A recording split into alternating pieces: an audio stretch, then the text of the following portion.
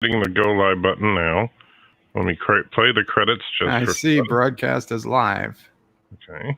Kapla, everyone. You probably should go solo. Yeah, I guess. I should probably be playing music too, but you know. I'll sing the music. Dun dun dun dun dun dun. Da da da da da da da da da da da da da da da. Dun dun dun dun. Dun dun dun dun. Sassy, sing with me. No. Dun dun dun dun dun dun dun. Dun dun. Trek Yards is here. Dun dun. Dun dun dun dun. I got the email. Anti-Tracker is live. And now I'm hearing my own feedback, I think. You're supposed to the Anti-Tracker. That wasn't very sexy. I wasn't going for sexy. I was going for utilitarian. Utilitarian? Okay. That's what I go for. And Trek Yards wants to join us. So let me see if I can figure this out. So this, just so you guys know, that same link. Yeah. Yeah, this is the very first time I've ever used Streamyard, so forgive me for being a little sluggish. And we can tell by the logo you've cheaped out and are using the free version. I'm using the free version because I'm testing it. Yeah, Jeez, what a jerk you are. All right, so let me see if I send that. All right, so I just sent Captain Foley the link.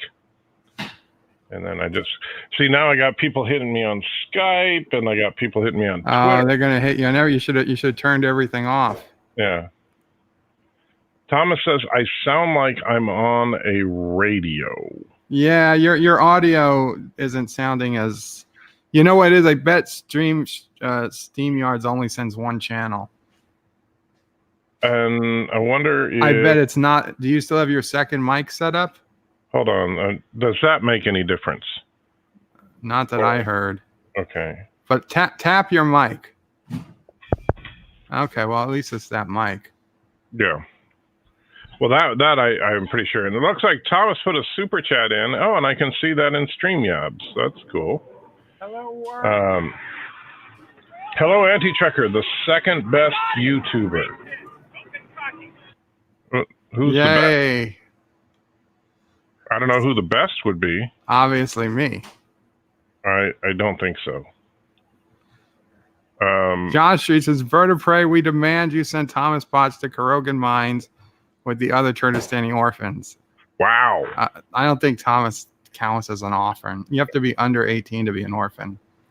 Now, Captain Foley did ask for the link, and I sent it to him, but I don't see him joining us yet. So he might not be able to come on with somebody of such low subscriber numbers as my own. Although he's been on DJ's stream, so that might only be after midnight. It's like, yeah, it's kind of... He might have higher standards during the daytime. All right, well, let me play number 21 real quick, and then we'll try to figure out what's up with my voice being weird. And... Borg. It is with cooking with the Borg and the Borg. The guy with the go, and we're gonna make the cope. Here's bring out the cope. Yeah, okay. Okay, cope, get it in the pot. Get in the pot here. And then do we stir the cope. That's a good cope. Okay.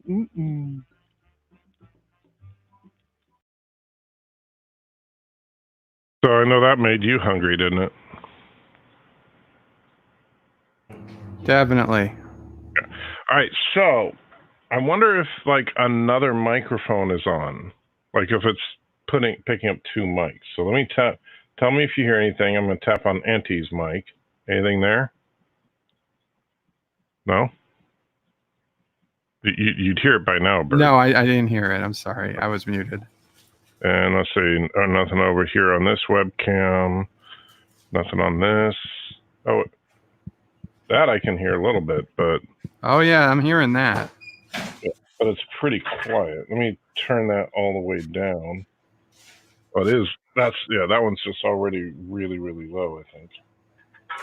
Valor says, Bird of Prey, if we get Foley, then we'll have 3 of the best Trekker YouTubers on at once. That will be amazing, won't it? If Foley, I don't know what happened to it. Anti-Trekker would probably be insulted by saying he was a Trekker. Well, that depends on the context. If somebody says it and they don't mean it as a derogatory, I'm okay. Captain Foley, where are you?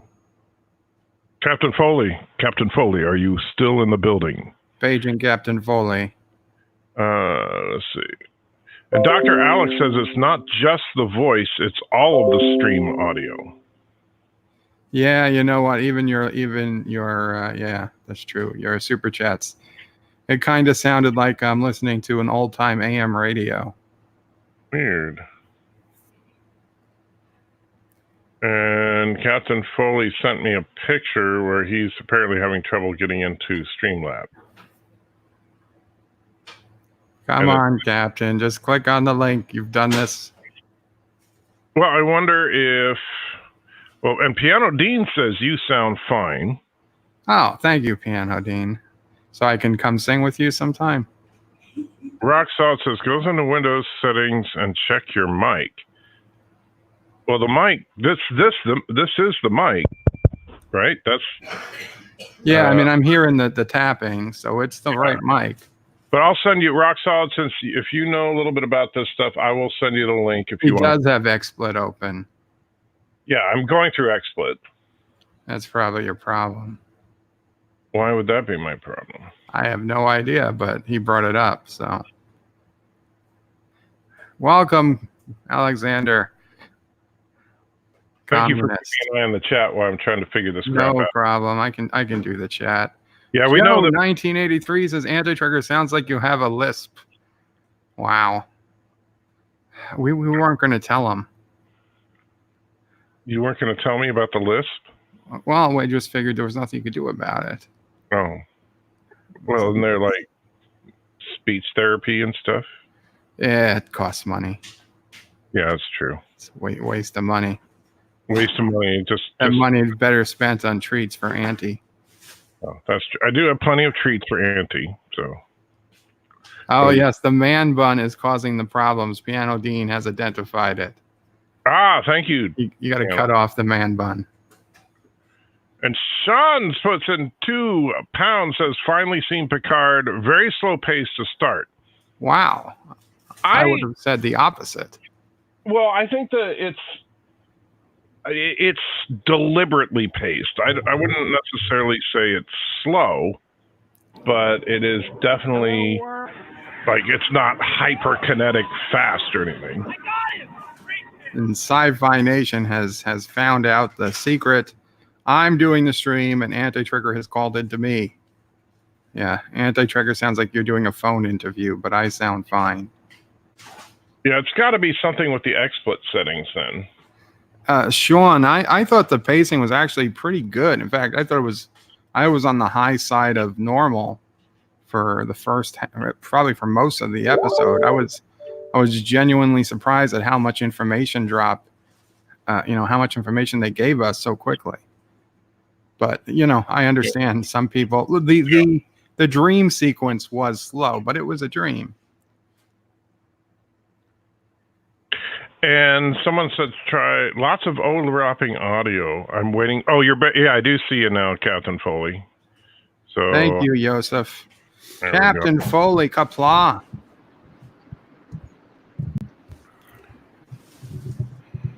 Oh. He's okay, am I in the chat now? Hey, how you doing, Rock Solid? So if you have XSplit going and you have your mic turned on in XSplit as well, you're basically, it's not conflicting drivers, but basically your audio card doesn't know exactly how to work. So right. I would either exit out of XSplit or see if you can disable the microphone input on XSplit, and that may clean up your audio because, yeah, Bird is just fine. Let me try that. Yeah, I'll go into XSplit because I can't ditch XSplit because if I do that, I can't play Super Chats. I can't have my green screen up or anything. but I'll Sounds go with like Ash, guys. Kapla, Captain Foley. So I'm going to change the microphone settings. Why don't you just mute the mic in XSplit? That's what I'm doing right now. So I'm disabling the mic in XSplit completely to see if that makes a difference. It's one click. It's more than one click. Just click the mute microphone button. I don't think muting it will do it, Bird. You have to actually disable it in the program so that XSplit basically is not calling on that resource on the PC to utilize it. Yeah, and that's actually what I just did. However, now, anybody in the anybody in the audience, tell me if my audio has improved at all. Well, we can tell you it has not. All right. So in that case, what I'm going to do then is, because what I did was, I went into the XSplit settings, turned off the microphone completely. I'm going to close XSplit, reopen it. So my video will probably drop for a minute, but you guys just close XSplit first. Don't reopen it and let's test it first. You know what I mean? Oh yeah, I'm closing it now. You should see my audio drop any second. There we go. So. Okay, Captain Foley, we own the stream now. No, that's still my stream. Let me see if what if I go over here?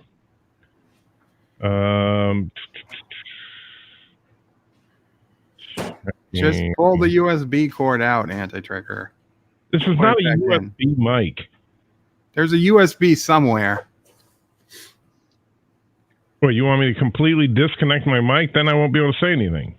Well, just for a minute, let it reset. Yeah, that might reset the driver. All right. Let me disconnect the thing over here. This is like the most entertaining live stream ever. It's called Technical Difficulties. And actually, it's called Technical Difficulties with Bird of Prey 5. So, I mean, there is that. Hey, and you and Captain Foley. No, we'll give you the honors. I'll take it.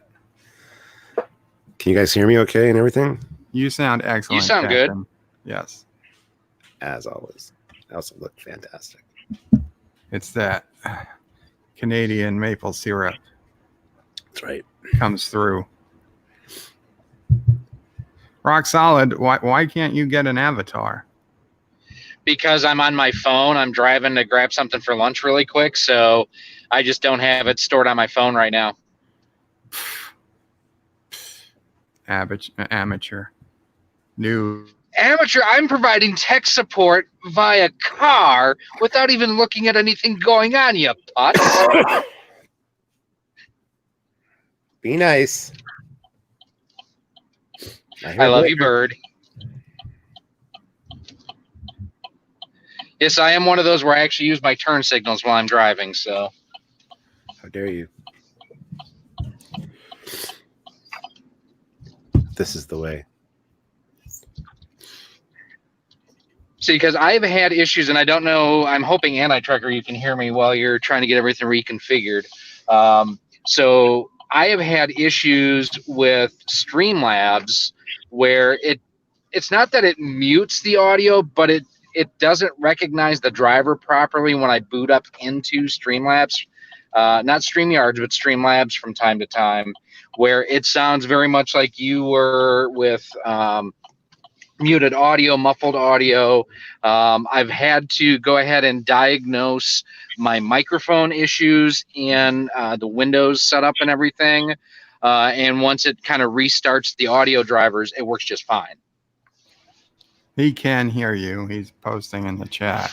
I figured he can hear. Bad to worse. And Alexander, I don't have the ability to bring you in because only Anti-Trucker could do that. Only he has the power. He has spoken. This is the way.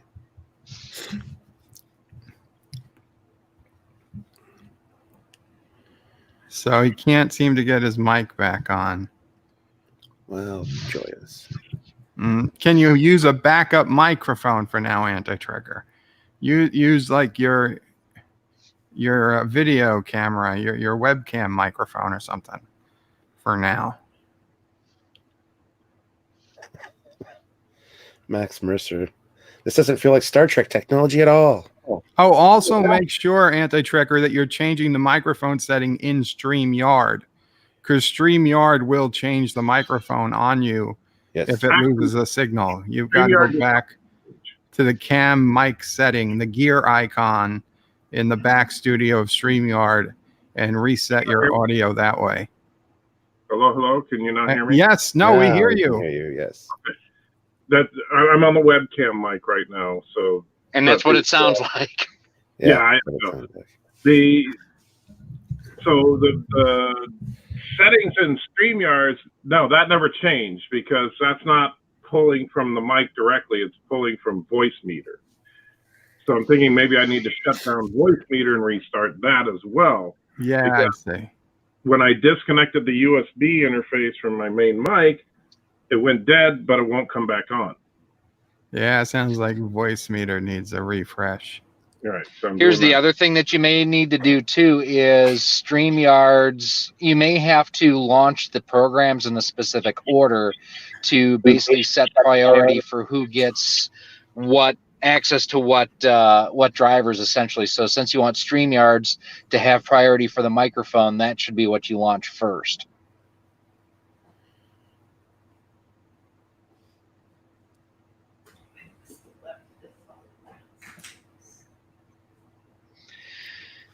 So, well, I wish you guys the best of luck. I'm going to go ahead and grab some lunch real quick. So we'll talk to you later. Good luck. I will be monitoring the stream later. Take care, Rock Solid. Bye. I couldn't hear everything he said because when I tried to I exited out of voice meter, I went back in Christ. and still not working. I'm probably going to have to reboot my system in order to get that mic back on, which I blame Captain Foley. You're Canadian. Sorry about that. Yeah. You're the only person I know that can apologize for your nationality. Yeah. So the problem is, of course, if I restart the computer, it will end this live stream. Maybe. Probably. If you logged in on your phone, it might not. It might. It probably will. But I don't know. I don't think you could be logged into the same live stream from two different places at the same time, can you?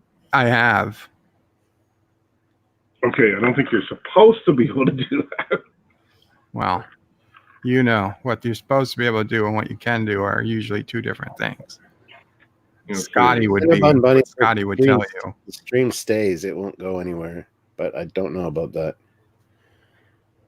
Yeah, I don't know if the mainstream going offline would kill it or not. And Life with Matthew says, Anti-Trekker, I think the stream will continue because StreamYards is in control. Oh, that's true. If StreamYards is still there. StreamYards. It's actually StreamYard. There's no Yeah. S. Yard. Well, I should sue them because Trek Yard. I mean, come on, guys. What the hell? Yeah, It's that's not Trick Yards. Should get my money's worth. Although I'll say this, I was thinking about suing CBS since I put out a video a year and a half ago that depicted the Federation News Network. I was going to sue CBS because I bought the 2009 Countdown comics because they told me it was canon, and now they've had to decanonize it since there was no Captain Data. So I think I'm entitled to a refund. Bird. That we'll talk about that in a minute. But Professor McCoy puts $5 in and says, "Hello there, boys." Kapla, Professor. You call them boys. Yeah, well, you know. It's my youthful charm. This is true. Yeah. All right, so I'm going to try to reboot. So you guys, if the stream doesn't suddenly end, keep everybody entertained, and I'll be back as quick as possible. Sounds good. Godspeed, Anti-Trekker. Wow, that sounds like I'm going to die or something. Hell, you never know. Oh, May the force be with you. perils of the internet. It's like we're cybernetic, Captain Foley, and we're not sure if we're gonna die when he shuts off the program. That's very true. Yeah. To holodeck characters, you know. We'll blink into nothingness. Well, we're still here. We're This is still true. here. This is But I think he still interesting. might be here as well. Yeah, it's true. Things that make you go, So what was your favorite part of a card? Oh, probably the opening sequence. I thought it was pretty fantastic. I loved, and Anti-Trekker agreed with it. And I didn't prompt him. You probably didn't hear the stream because it was like middle of the night. But maybe I'll ask you, the cyberneticist. What previous Star Trek female personality does she remind you of, if any? I want to say Carol Marcus for some reason, but I would say physical Carol Marcus, JJ Trek, some resemblance, but not personality. I don't know then. Who are you thinking of? We both said Gillian from Star Trek 4, the whale cetacean. Jillian, whatever. She seemed to have the very same personality. In fact, when this one said, and that's the rub, I searched the Star Trek 4 script because I could have sworn Jillian said that's the rub in Star Trek 4 as well, in the same tone, but apparently she didn't. She was talking about something else with, that's what's going to happen when the whales get into the wild. They're probably not going to live for long. Yeah. Me and him both thought it was like there was the same vibes. We even looked up if it was perhaps the actress's daughter, but it wasn't. No. What is this? What? Shit! I'm not doing my moderator duty. Well, we also don't have a live stream anymore, eh? There's no live. This is not good. There's no live chat on the side. Oh yeah, no, there's still live chat on the side, and we're getting tons of spammers come in. I've noticed that. I still see. It's not on the side of Streamyard. Okay, yeah, no, I'm not looking at Streamlabs. I'm looking at the YouTube feed. Yeah, come on, Peter, Cinnabon. If you guys, I know you guys are helping because people are getting it. Somebody's getting it. But listen, guys, you guys want to come? You want to hang out? You want to disagree? We're all for that. But please, try to behave. Come and fight us. Did you catch Data using the contraction? No. When did he use a contraction? In the very first scene when Picard tells him he has a tell, and he says something about, he says would've or now that you've told me, I'm not sure which deception to deploy. I think he says, now that you have told me. He says it so fast, it sounds like... It says it, but I double-checked the closed captioning, and they did use the contraction. So I feel like I get a point. I feel like I get that point. Fine. I'll grant you, he did say it so fast that I was like, it could go either way. Let me check the closed captioning. And so I believe that they wrote it in the script as you've. Well, it's a dream sequence, so it's fine. Yeah, I mean, I'm not saying it means anything. I just, I was surprised I caught anything after Anti-Trekker caught that it was the balance of terror music at the end. I felt like I needed something to prove my worth. The musical tones, like there's quite a few recognizable ones throughout, but I didn't notice them the first time I watched it. It was like the third time where I really caught those. Well, I quite enjoyed the entire episode. Look, Anti-Trekker's back. Oh, Anti-Trekker. What's the password? I quite enjoyed the entire episode. What's the password? Anti-Trekker's back. What do you mean, what's the password? I was going to hold you hostage from coming on your own stream, but... Oh, I see. You Anyway, sound better. Does it sound better? Yes, but we can't see you. Yeah, That's even better. Oh, thanks, Bird. Thanks. Wow. Just sometimes. trying to do all this stuff to make the channel better, and what do I get? Crap from the people that I've supported. I'm gonna have to ask you how to do a live stream with Streamyard because I'm not sure how to do that. I'll have to figure that out. I'm still learning. Hey, Captain Redneck, applause. Oh, it's Captain. Let's see. He says he tapped on an anti-tracker video and he sees me and Captain Foley. Yeah, my apologies, Captain Redneck. I'm working on it. I'll try to get these guys out of here. All right, let's see if that happens now. Well, according to Captain Redneck, you actually still sound like you're on the phone. Really? To me, you sounded better. Let me play the stream for a second. Captain Redneck, you actually still sound like you're on the phone. Really? To me, you sounded better. I think it sounds a little that. Let me. I see now I love this. The weird thing about this webcam. This is an awesome webcam, but whenever you reset it, it goes blue for some reason. You look It looks like an Andorian who's cut off its antennas. Yeah, but fortunately, that's easy enough to fix. And uglier. Wow, Bird, you're just in rare form today. Andorians are not supposed to have long hair in a man bun. So Professor McCoy puts $2 in, wants to know everybody's favorite heavy metal band. For me, Def Leppard. Absolutely, I love Def Leppard. AC/DC. Ah, that's a good one. Does Billy Joel count? No, Billy Joel does not count. Okay, what's the guy that sings Born in the USA? Born in the USA. Born in the USSR? Is that what you're saying? Bruce Springsteen. It's official. Bird is a communist. So, Alexander, you and Bird can start the revolution anytime now. Bird has now come out. All right, so I was about to go back to voice meter to adjust the audio. And all right, so we'll center that. See, all right, so tell me in the chat if it sounds better now, like right now. Like right now. This moment. All right, so here's what we're going to find out. We're going to find out how smart is Captain Foley. So let me ask you, Captain Foley, would you say you are more knowledgeable of the original series or Next Gen? Probably the original series. All right. Put the Next Gen aside. I got a trivia game. All right.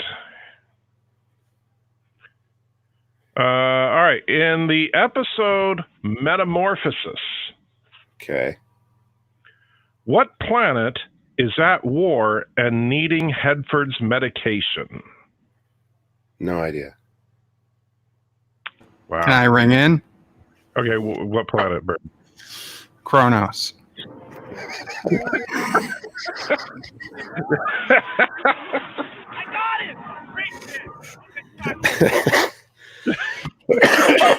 How about no? Answer, no. All right. Same episode. Where is the Companions planet located? In space. Alpha Quadrant. Well, technically, neither of you are wrong. Right? I'm more correct, though. No. Slightly more specific.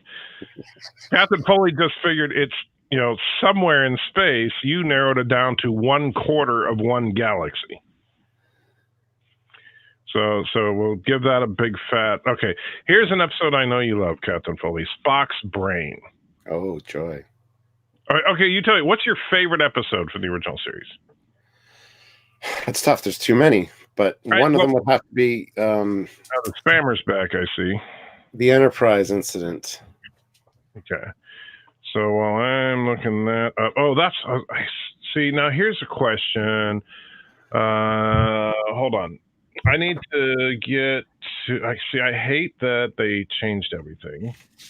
All right, so we'll go there.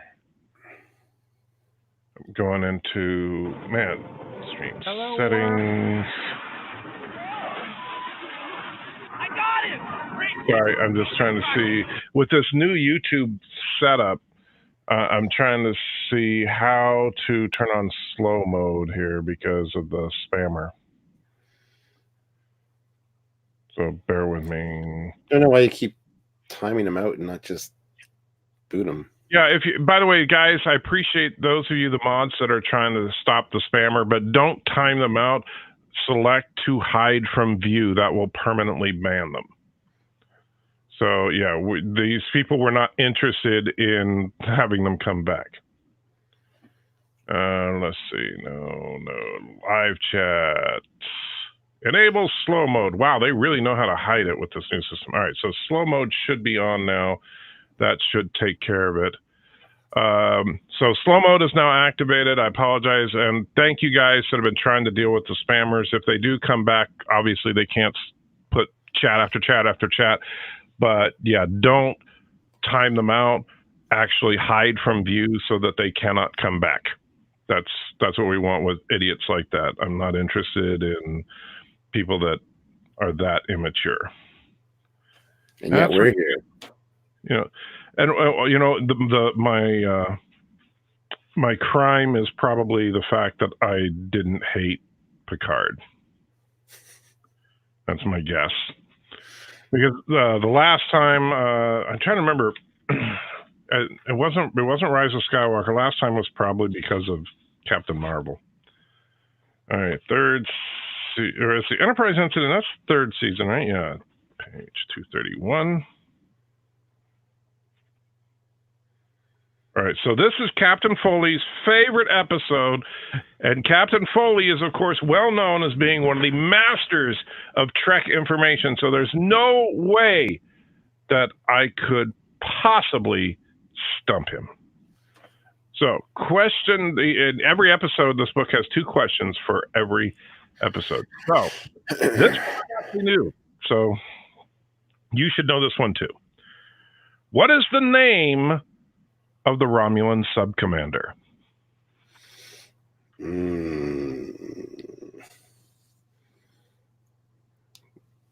T-Bach. Really? You don't remember? I do not remember. Tal. Tall? Yeah, remember? Sub-Commander Tal of the Romulan Empire. He said that to Kirk on the view screen, and also you heard the Romulan commander refer to him by name as well. Yeah, well, there you go. So, boy, Captain Foley, you're hurting yourself here. Your reputation's going down. Right. All right, so here's the other question from Enterprise Incident. On what finger of her left hand does the Romulan commander wear a ring? Multi-choice question. Come on. Yeah, you only got 5 possibilities. Well, 4 if you don't count the thumb, so... This one. Her middle finger. Yeah, I always confuse the name. So there's pinky, ring finger, middle finger, index finger. Okay, well then you're wrong. It was the index finger. Is it? Well, so, and we haven't done a Trek Yards episode on which finger her ring was on. Sorry. Absolute failure trying to answer a couple of simple questions about his favorite episode. Mm-hmm. Granted, I'm not saying I would do any better, but... Well, exactly. Well, what's your favorite episode? Would be Balance of Terror.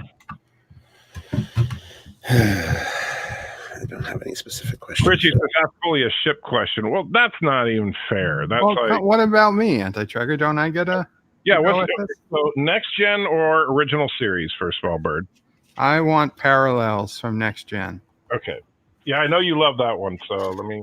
Do you know what season that one is? Because that'll help me find 7 or 6 or 7. I think 7. Yeah, it's 7 because Worf was already or late 6 or early 7. Let's see. Oh, does this not even? This doesn't have 7th season in it. Son of a bitch. Well, yeah, this only goes up to Descent.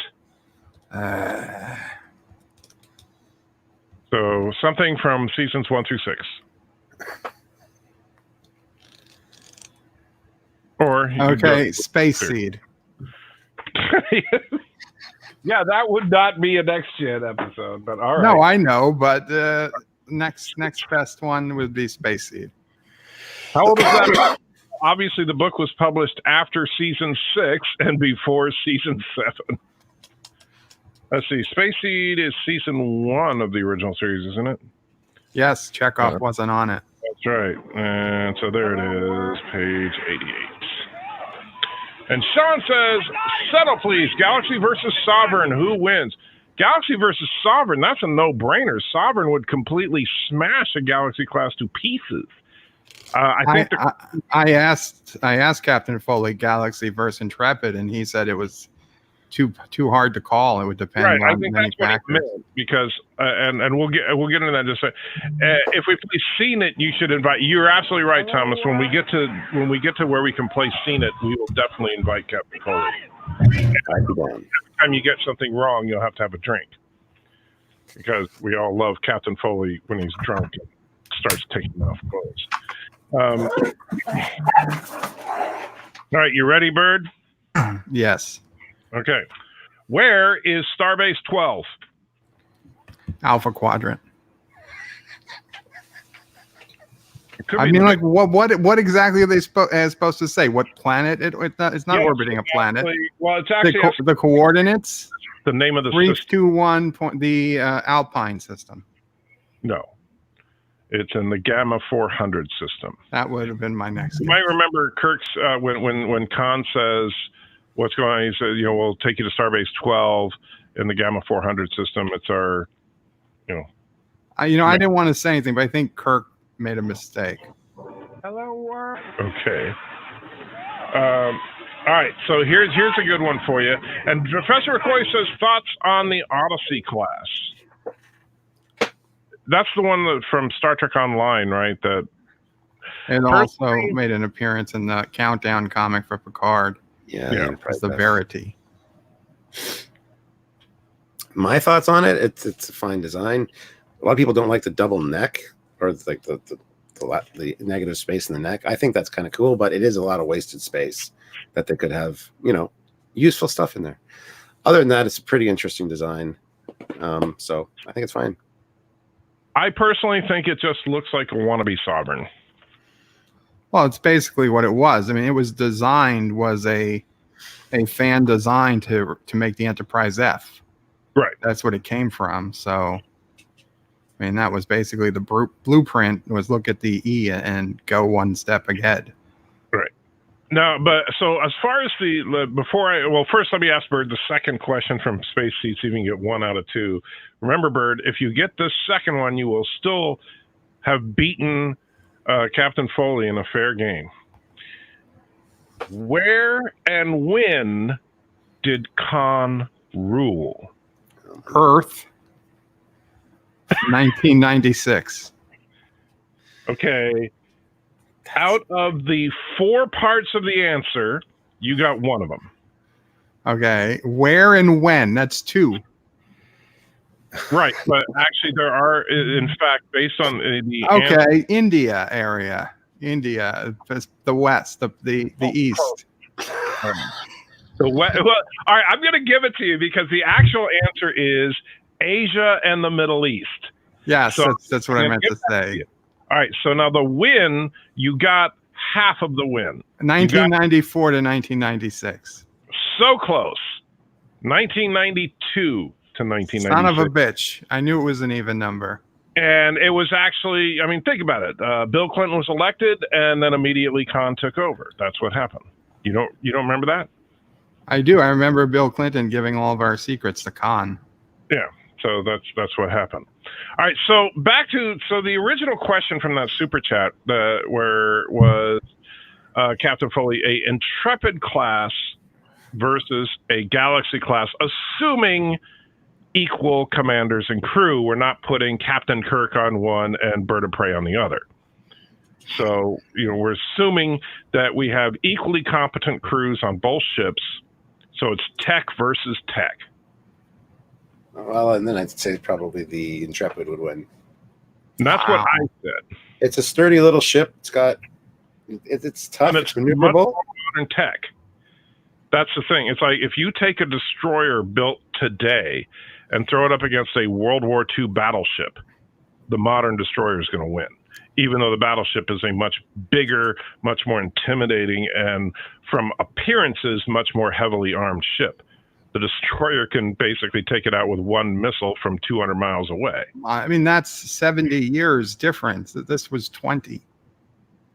Yes, but there was also a war during that 20 where the Federation suddenly, and also think about this, the Galaxy class was designed at the pinnacle of Starfleet laziness and arrogance. It was and absolutely, I mean, I know people joke about it being a Hilton hotel in space, but that's really what it kind of was, because the Galaxy class ship was designed when the Federation was thinking that everyone was going to just hold hands and sing Kumbaya and everything was going to be groovy and, you know, flowers and sunshine and lollipops for everyone. Then the Borg happened, and the Federation started getting serious about weapons development. Then the Dominion War happened, and they got really serious about massive ship production. Then we get the Intrepid class. So the Intrepid class was built after war and threat of war had hit a pacifist Federation that built a hotel in space with a couple of guns on it.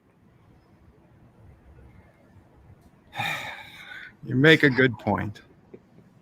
But I'd still take the Galaxy over the Intrepid in the battle. Because Bird loves the D.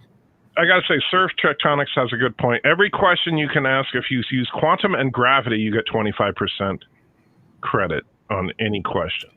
I think the D would take a lot of photon hits. And don't get me wrong, to be a lot of dead, innocent people. But I still think at the end of the day, I'd have a better chance of living if I was on the Enterprise D than an Intrepid. I think that the Intrepid's superior shields, superior weaponry, and superior maneuverability and overall speed would more than make up for a little bit more hull. And I see Does the D even have escape pods? Hello, world. Does the Intrepid have escape pods? Does the D have escape pods? Oh, yes. Yes. Oh. I remember seeing them. And Professor Boy says Orville versus Sovereign class. I'm sorry, Orville. You're dead. Yeah, Orville is. Here's the thing: is that the Orville is specifically an exploratory ship. They say that in the pilot episode. So there's nothing about the Orville that's designed for combat. It's more maneuverable than the Sovereign, because the Orville can hug the donkey, which a Sovereign class ship couldn't really do. But the Orville's light weapons and defenses would be no match for something like a Sovereign. Unless you want to argue that the universe's tech is more advanced, but I'd say that Orville tech seems to be roughly equivalent to next gen. Yeah. Except without transporters. Yeah. So I don't think that's a hard one at all. All right, but here's what we're gonna do. I don't know, what should we do? I'm gonna ask my wonderful guests. I never have guests. This is weird. I mean, I've had you on I've had each of you on individually like a couple of times. One of us has been on without ever taking their shirt off, and one of us hasn't. That's true. And one of you has actually bothered to get out of bed to come on the show, and the other one didn't. That's low. That's a low blow, Anti-Tracker. Whoa. Damn. I'm just speaking facts. Mm-hmm. Darth Maul wants to know Orville versus Star Wars. I don't think there's enough tech info on the Orville, but if it is equivalent to next-gen Star Trek tech, then the Orville would actually smash anything from the Star Wars galaxy. And Mark Solid says, Anti-Checker, activate self-destruct, silent countdown, 1 minute countdown. Well, no. However, and now, Captain Foley, have you guys ever done a serious analysis of Trek versus Star Wars? No. Okay, that's something that I did a little bit of before. I think we're going to do it again in the not too distant future if we can put together some interesting graphs and, explosions and stuff on screen. But here's the big problem with Star Wars. Star Wars, if you go by what they say on film, Star Wars strictly uses lasers. Yes. Right. If you go by what the fans insist is canon, those lasers are actually plasma weapons that just use the name laser because there's like a laser coil that's a major part of energizing the plasma. So if you were to argue that it's a plasma-based weapon, which actually I will grant from what we see on screen makes the most sense, because the biggest weakness of weapons from the Star Wars universe is short range. And lasers would have virtually infinite range. And so, with phasers, we know that you can accurately target phasers up to a couple 100,000 kilometers. With lasers, it would be the same. As long as you could target the enemy, you could hit them. But with plasma has a limited lifespan once it's been fired.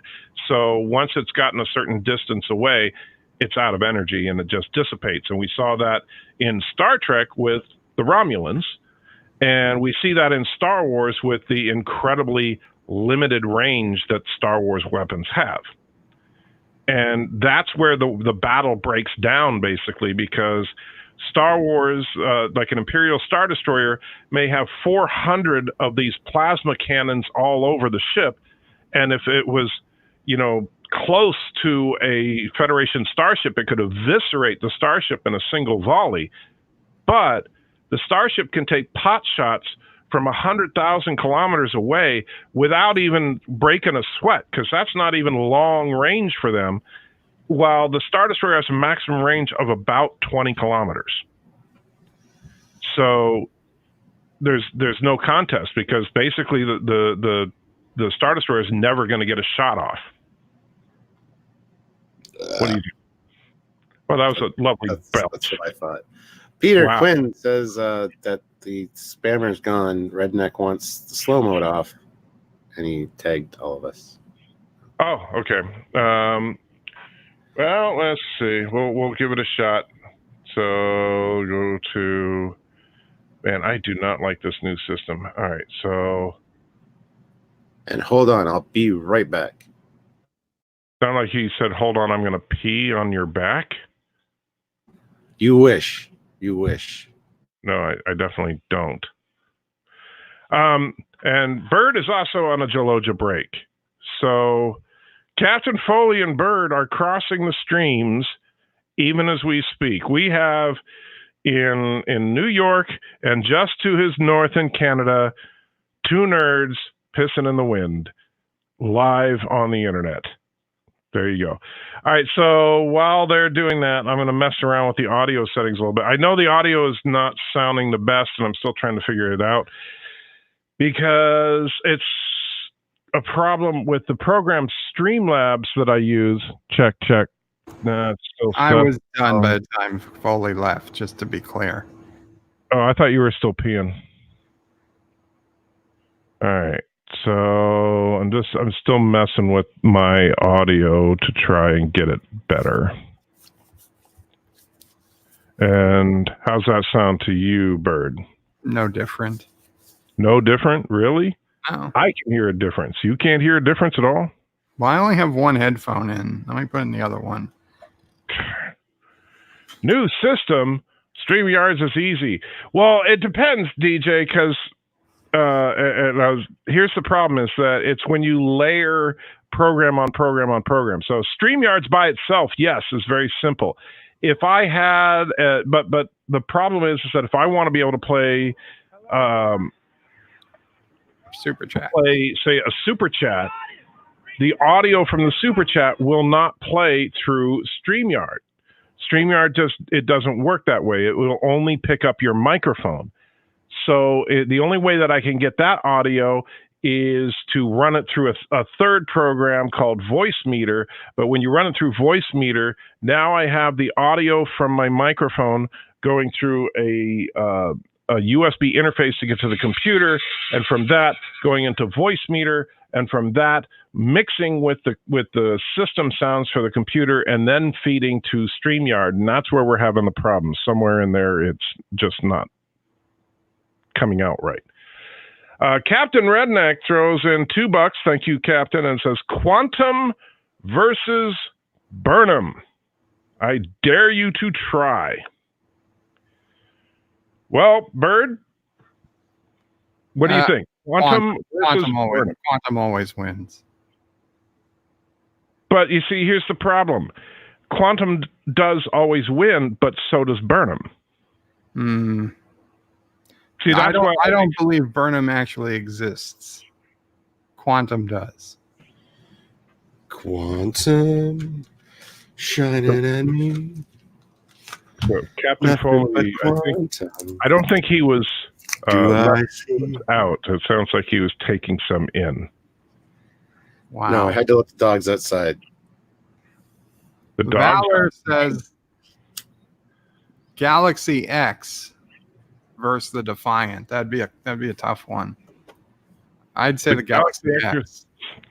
Okay, I would put my money on the Galaxy X versus the Defiant would actually be the Defiant, and the main reason is that the only weapon the Galaxy X has that could stop the Defiant with the phaser lance, phaser lance is a mounted weapon.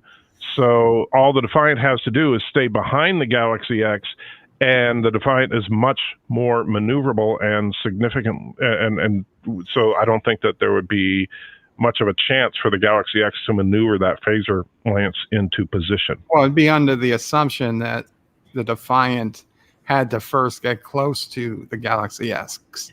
I admit, once the Defiant's up close, it takes the lead. But hopefully the Galaxy X recognizes the Defiant is, half a sector away and turns around to face it. And you got to think that phaser lance probably has a massive range on it. So they could probably take it out way ahead of time. If they're far enough away, I would grant you that. If they can get a lock onto the Defiant from a significant distance, yes. But I think that if, like what Bird, what you're saying, if they get into close quarters, it's over. If the Defiant has a cloak, then the Defiant gets it. Well, the Defiant does have a cloak, so yeah, you're right. If it comes in cloaked, they're basically the Galaxy X is screwed because the Defiant would fly circles around it, and they could never line up the lance. I mean, the Defiant did take on that massive Klingon ship in the Mirror Universe, which I would say is probably the equivalent of the Galaxy X. But the Nekvar? Yeah. Dan points out the original Galactica in the 70s had lasers. That's true, but it's a different universe. Let's see. Wow. Quantum versus Burnham creates an infinity loop. Yeah, I think that might actually be a problem. Yeah.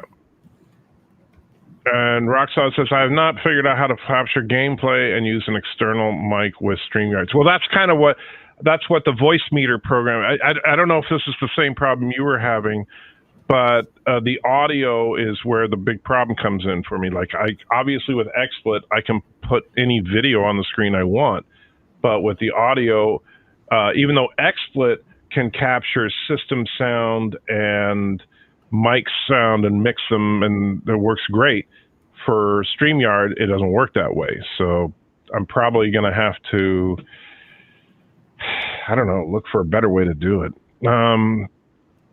Grim Panda says, those phaser cannons on the Defiant plus the cloaking device would rip the Galaxy up to pieces. Yes, Grim, I think we're all in agreement on that. Bird begrudgingly so. Let's see. Shomer says, could you put links to Bird of Prey, Captain Foley YouTube channels in the description? It would allow those not already subscribed to subscribe to them. I would, but they're both such jerks. Wow. I mean, I suppose. Although, I will, but I have to say, I find it highly unlikely that anyone who is subscribed to me doesn't already know. How do I edit the stream? I just put in my link. Well, you put in the chat. Easy to remember. Yeah. No, I'd say that, like the YouTube has just done all sorts of screwy things with streams now. So, like, where do you go to edit the? When you get a chance, Anti-Track, you're getting a request to check Discord. Of course I am. Who's asking me to check Discord now? Lots of people. I just got a new subscriber. Thank you so much, Sirstas. Sirstas? Sirstas does subscribe to you? Kapla, thank you. Yes. You see, You're didn't think it was going to be worth it. You are going to be disappointed. I'm going to be disappointed? No, Sirstas is going to be disappointed. Son of a bitch. I mean, if you want good quality Trek info, Captain Foley is the place to go. If you want entertaining live streams, then my channel's the place to go. Bird of Prey is just kind of like the dumpster of the internet. The dumpster of the internet? You don't like that, Bird? Yeah, I'm not even going to say what was my first retort, because I'm a gentleman. You are a gentleman. A gentleman and a scholar. And a judge of fine women. And now we got another Alan Reese. Welcome, Kapla. The Karogan army grows ever stronger. Another subscriber is what I mean. The Karogan army is not growing stronger, Bird. I'm sorry. It just Fake isn't. news. Quantum Trek, Continuum Trek just subbed to Trek Yards. Thank you very much. How could you not have been subscribed to Trek Yards? Really? Yeah. If you're not, I'll tell Captain you. Foley personal channel, I get. I do. I have subscribed to him already, but that one I can understand. Well, the Captain Foley personal channel is fantastic. You should definitely subscribe to that. I'll put the link in the chat. Oh, DJ put in the link to the Captain Foley personal channel. Yeah. I thought you did, Captain Foley. I should have looked. Wesley says, lies. Bird of Prey 5 is the funniest live stream. Well, yeah, it's funny in the same way that, watching Jerry Springer is funny. You're just like laughing at him, not with him. You're kind of laughing at his incredibly pathetic nature and everything. And yeah. You remember what happened when Joker realized people were laughing at him and not with him, Anti-Trekker. So there you go. Bird of Prey 5 just threatened my life. And what a shock. Captain Redneck is not subscribed to Trek Yards. My feelings. Well, you guys famously hate each other, right? We have what? I said you guys famously hate each other, right? I tolerate Redneck. There was a little bit of a thing. A little history. Thomas says, goodbye, see you later, in all caps. Are you going to work, Thomas, I assume? By the way, real quick, before you run, Thomas, let me say this, is that the reason I'm streaming at this oddball time today is because I'm going to be on the Nerderotic Friday Night Tights tonight, so I won't be doing my regular nighttime live stream. And what happened was I was trying to mess with StreamYards. I had no intention of doing a StreamYard live stream, but while I'm sitting there messing with it, I started getting messages from people saying, why is it that, you're getting, why are all these people in your chat? And I'm like, and then I look and in StreamYards, I got all, 20 people talking in chat. I'm like, what the heck is going on?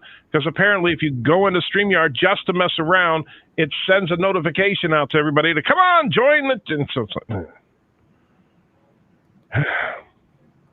I'd say it's pretty well confirmed he's going to be on, Peter. Nerderotic was advertising him even yesterday, I believe, that he was going to be and on. I actually texted Gary earlier today to verify that we were on for tonight. Promote Trek Yards. Trek Yards? On Nerderotic. I tried to be on Trek Yards yesterday, but, somebody had a sore throat or some other kind of fake excuse. And bite me. No, thanks. I've had my fill of Canadian bacon. Oh, bam! Enter a boxing match with Captain Foley versus Captain Redneck. Well, here's the problem.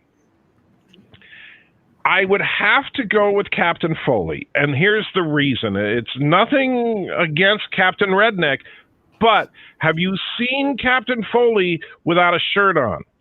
Because he is beside, for a Canadian, he's pretty buff. I mean, for the United States, not so much. But his skin is so smooth that a punch cannot land on him. If you try to punch him, then your fist literally just slides off of his skin. There's no way to hit him.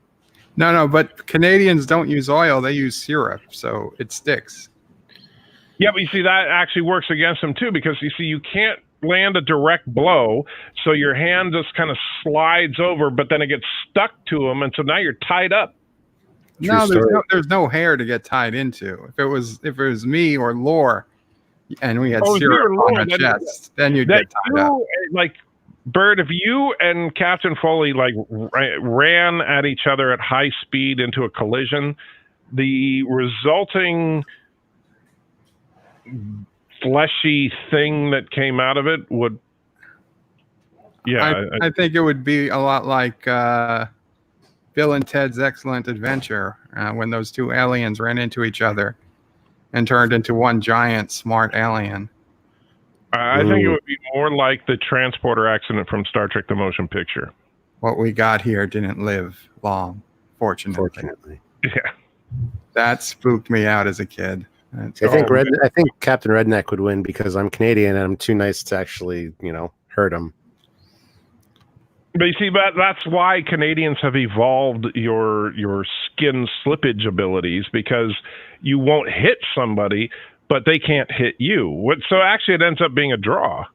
Basically, you would have Captain Redneck just continually try to hurt Foley and, constantly slide off of his skin, and eventually Captain Redneck will just give up because he's, can't hurt him. And the two of them will have some back bacon and beer together. And the arena battle music. Dun, dun, dun, dun. I don't know if I can do it right. Yeah. The Muppets come to Coosbane? What? Juan? You okay? Andy wants to know Bortus versus Worf. Well, Worf, clearly. I mean, because Bortus, here's the thing. Bortus is obviously, as a Mocklin, he's physically strong, and I would dare say he's probably physically stronger than Worf, but Worf is a true warrior. Bortus isn't. Bortus, he was never even like chief of security. He was just a guy on the ship. I'd say Deep Space Nine Worf for sure, but I'm less certain about TNG Worf. Well, it is the same guy, Yeah, but TNG, they wrote him to lose all the time. Except in Parallels. Captain Foley came back on camera. I did. Yeah. Boy, Bird, you look awful small in between these two giant heads. Oh, I don't feel small. You look it. Looks can be deceiving. Yeah, I know you like telling that to your girlfriend, but yeah. I wish I had a girlfriend to tell it to. Yeah, I know. You don't. You're sad and alone. Son of a bitch. Oh, man.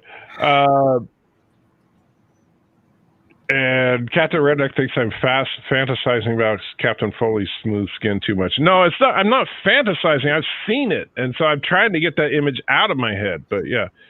Josh says, did you say Bird of Prey 5 running at Captain Foley, wouldn't it be drive his wheelchair into Captain Foley? Well, it's a hypothetical, assuming that he could run.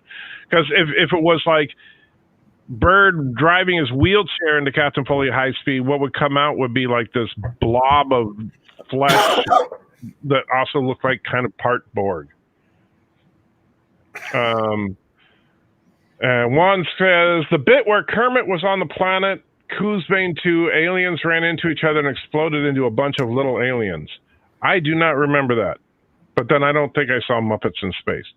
Be ready for the attacks from Jeremy and his Geeks and Gamers SJW fanboys during Friday Night Tights. Well, Jeremy, I'm not worried. If he's on the show, I'm not worried about Jeremy. He's civil enough with me, and I can hold my own against him in a fight. Done it before. His fans in the chat, you know what? Trolls in the chat don't bother me because trolls are trolls. What's the channel and time tonight for the stream? I can't remember if it starts at 6 or 7, and the channel is Nerdrotic. Roxod says, Bird of Prey and Ant Checker, did you appreciate my end of Daz Fright recut scene? I didn't see it yet. I did. I commented on it. Yes, I enjoyed it. I haven't. Okay, so Bird liked it. I haven't seen it yet. Captain Foley is sipping on his coffee. Or tea. Yeah, it's tea. You know, Canadian tea. It's herbal. So my sister works for an Australian company, and they keep pushing that the American office should always have tea and biscuits. And she is trying to explain to them that doesn't jive with what Americans want in the morning. Yeah, give us donuts and coffee. If Bird drove into Foley with the wheelchair, what would come out is Davros from Doctor Who. You're not too far off there, I think. Ask Captain Foley for the joys of ketchup chips. Ooh, ketchup chips are fantastic, man. What are ketchup chips? They're chips that are coated in like a ketchupy powder. They're fantastic. Ketchup chips and all dressed chips in Canada are the best thing ever. All dressed chips? Yes. Look them up. I should send you some. I think you'd really enjoy them. It just sounds like chips with little clothes on them or something. No. Peter, Earl Grey is my local tea. Well, I know you're up in the north of England, but yeah, you guys can have that. Earl Grey decaf now. Piano Dean asks, USS Grissom versus the Orville. Now that is a fight. An Oberth-class starship versus the Orville would be a pretty darn close match, I think. What do you think, Cap? I think the Orville would take it. Sorry. Well, the Orville's definitely faster, I think, because it's an exploratory ship versus a science ship. But I think the science ship is also exploratory. You could, but the Grissom never seemed particularly maneuverable. But I would argue that the Grissom probably has better weaponry. We just didn't get to see it do much with it. But from what we know, I mean, correct me if I'm wrong, you're the ship expert, but the Grissom does have phasers and photon torpedoes, correct? Yes, I believe so. I'd have to check on the photon torpedoes, but yes. So Alexander says, this is amazing. Ketchup chips are the best. There was ketchup Doritos, too.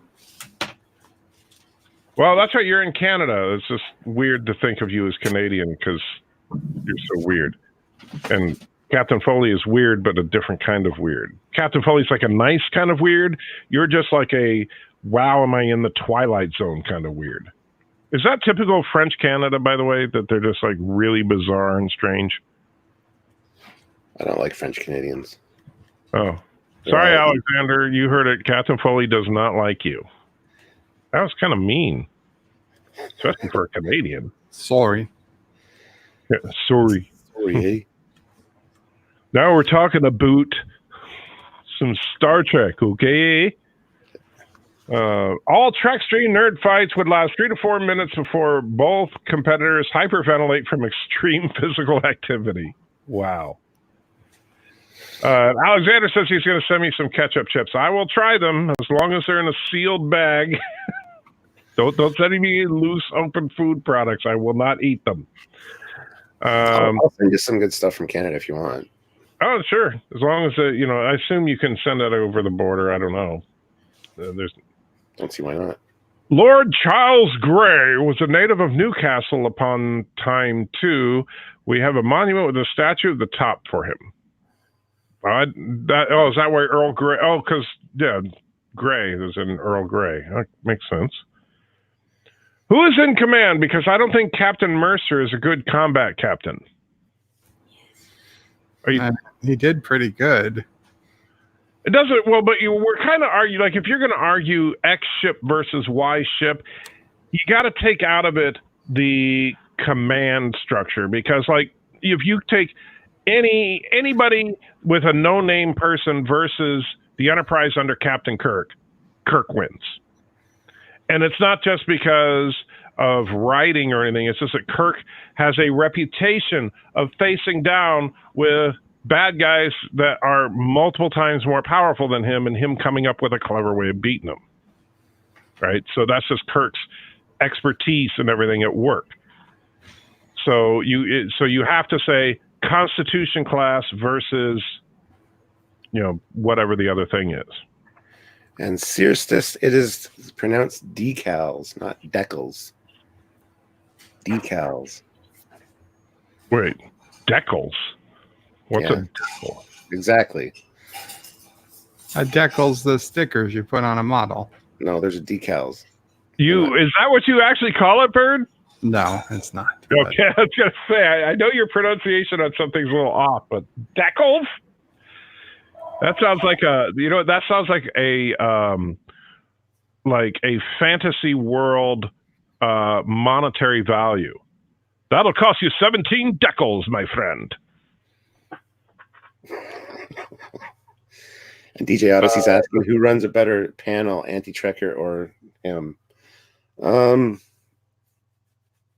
Probably DJ. But let's be fair, this is his first Streamyard experience. So Yeah, I'm not used to this program, and you can see by the duck directly over Captain Foley's head that this isn't even the paid version of it. So, yeah. how much is the paid version anyway? It's like $20 a month. 20 a month, I think, if you pay in full for a year, 25 if you pay monthly. I just canceled my monthly subscription. Did you pay for a year, or are you just not going to use it anymore? If I use it, I'll pay for it. But the couple of times I tried to use it, it didn't work. Right. And I had to use it through Firefox. But the problem with Firefox is they don't have the ability to show a browser tab, to share a browser tab. Like right now, I'm using this in Opera because my Chrome, it almost never works. Really? I've never had a problem in Chrome. Well, in their defense, I have about 40 tabs open at any given time, whereas in Opera I only have about 12. So maybe. So what you're saying is you think it's a bad program because you can't overload it. No, Chrome works absolutely fine with all those tabs open. It's just this program that doesn't work. But it might not, they probably haven't tested it in such an extreme environment. So, Captain Foley. Yes. How do I get unfettered access to your house for, say, a couple hours? Why? Well, no reason, but I'd also need to get a rental truck and a dolly, too. Okay. That would require a substantial bribe. Otherwise, I'd have to, leave my attack dogs here, and they would chew your ankles. Yeah, well, you do realize I have a attack beagle here who's with me at all times, and she will sleep in front of your dogs, blocking them from doing anything. And they wouldn't be able to jump over her either. So yeah, see, a sleeping beagle is a deadly weapon. Absolutely. What kind of dogs do you have? Sassy's not sleeping. Me? I've got a Chihuahua and a pug. I love pugs. Sassy is a dog. Sassy's on the lookout for Camille because she should be here any minute. Oh yeah, Sassy get excited when Camille's coming. Once the barking starts, I'll have to sign off. Oh, and then the barking starts. Then the screams begin. We know. So, how old is Sassy? Sassy is 3.5. Okay. So that's probably why she's up and running around more than Auntie. Yeah. No, once beagles get to 6, 7, 8 years old, they just want to sleep. I mean, Sassy sleeps a good part of the day, don't get me wrong. But at that age, they just want to sleep all the time. Yeah, that's pretty much all Auntie does. There we go. What's your pug's name? Precious. Really? I think you should rename it Bird. What do you think, Bird? Think that'd be a good name for that dog? I'd be honored if that dog was named Bird. You want It looks to just like It you. looks precious to me too. And Actually, Peter it's funny, Quinn, because when we thank did you. the bed back just now, it looked just like Bird doing a bed live stream. Thank you, Peter Quinn, for putting in my Facebook info. Come on, so come on, Bird, say hello world, it's me, Bird O'Prey 5.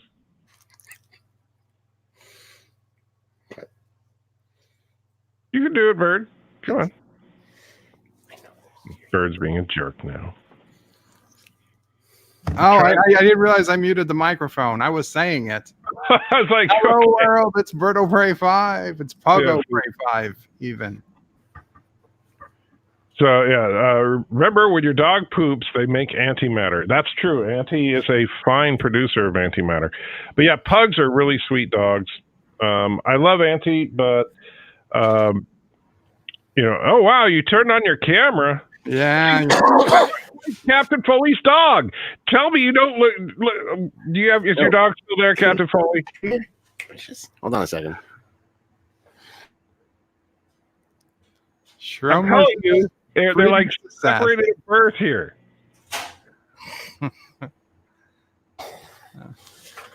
See, you can't even tell the difference. The only difference is the dog doesn't have glasses on it. Look at that. There's no. There we go. There we go. So There you go. see, Peter even said you're twins. Juan says it's uncanny.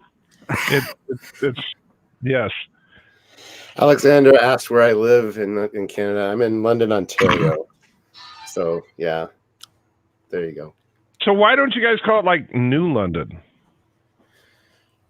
Because we've done that with other things like New Hamburg. Right, New York. Well, that's not Canadian, but yeah. That's not Nair. That's not Nair sci-fi. That's all natural. I'm telling you, Bird, you should dress up as a pug for Halloween.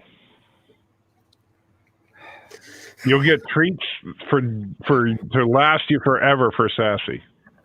Pug O'Prey 5. I love that. Yes. It's better than Alpaca O'Prey 5. Wait, yeah, I wasn't there for the birth of the alpaca thing. So what happened exactly? So Sister O'Prey was in a rare occurrence actually talking on my live stream, and she started talking about how she thought we needed alpacas in the house because one time she went on a trip to Peru and she met some alpacas. So she was telling all my listeners that they should try to get me to buy an alpaca for my house. And that was it. That's all it took. And after that, everybody was going alpaca crazy.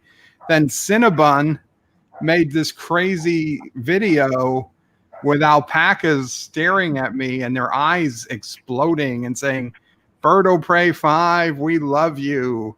Walk again with the power of the alpaca. And there's hearts and fireworks coming out of their eyes. And it just got crazy from there. I thought that there was something about you not being able to tell the difference between like a turkey and an alpaca and a llama or something. I said yes already. I hear Mom O'Prey in the background. Yeah, but no, Mom O'Prey was just saying Sis O'Prey was calling for something else. Okay.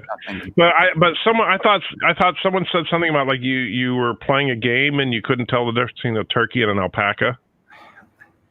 No, I did accidentally confuse the word llama with turkey, I believe.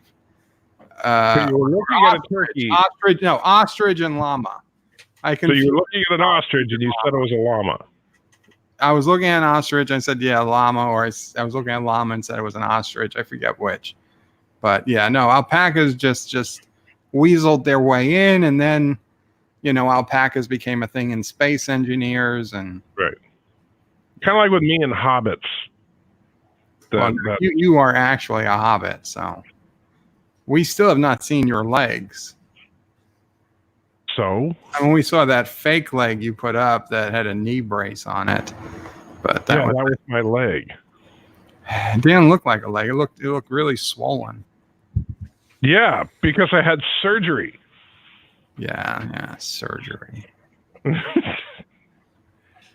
tell you, most depressing day of my life was the other day when I posted that tweet with my handicap placard. Aw. I did not want one of those things. I mean, I know you're sitting there going, "Oh, you poor guy." You have to use that's parking. Exactly. There's Camille. I heard the doorbell and the dog, so it must be Camille time. Yeah, I guess I'm going to have to head out, guys, because Sassy's going to be going nuts. Well, in that case, be sure to say hi to Camille for me. I will. And so, Captain Foley doesn't really care, but Anti-Trigger says hi, Camille. Oh, hi, Anti. There you go. All right. See, she's got that great accent. Oh, hi, Anti. I love that. Yeah.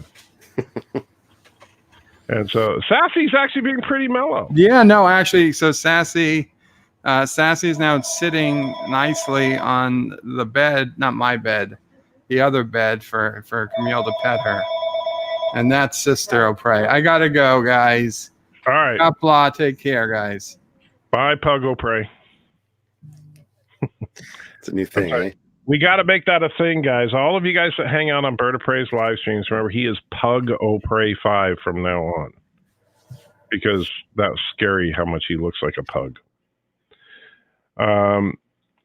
So Camille is Bird's...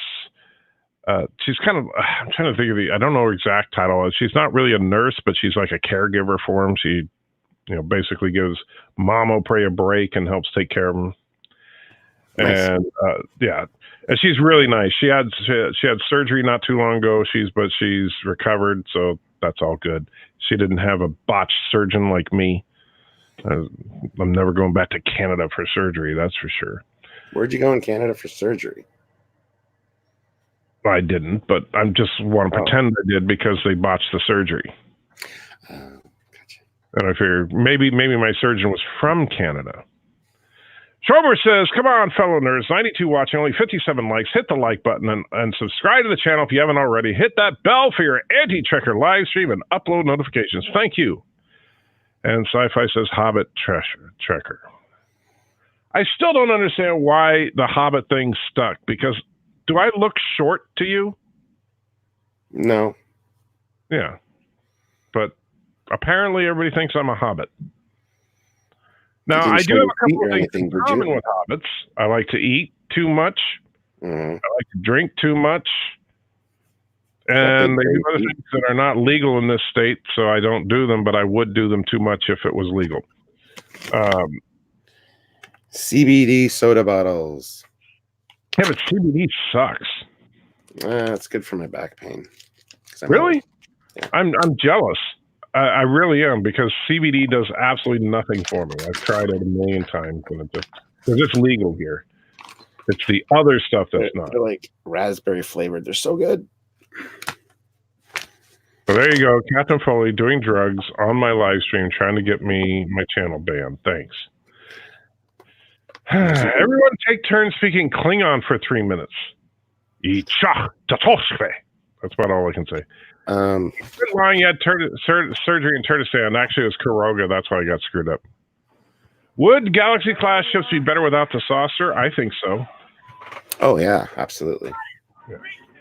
And Andy Tiger throws $10 in. Says doctor shows up on penguin mining on a Pergium mining planet. Silicon creature shows up. Horda, here's a who. Oh, the doctor shows up on a Perigium.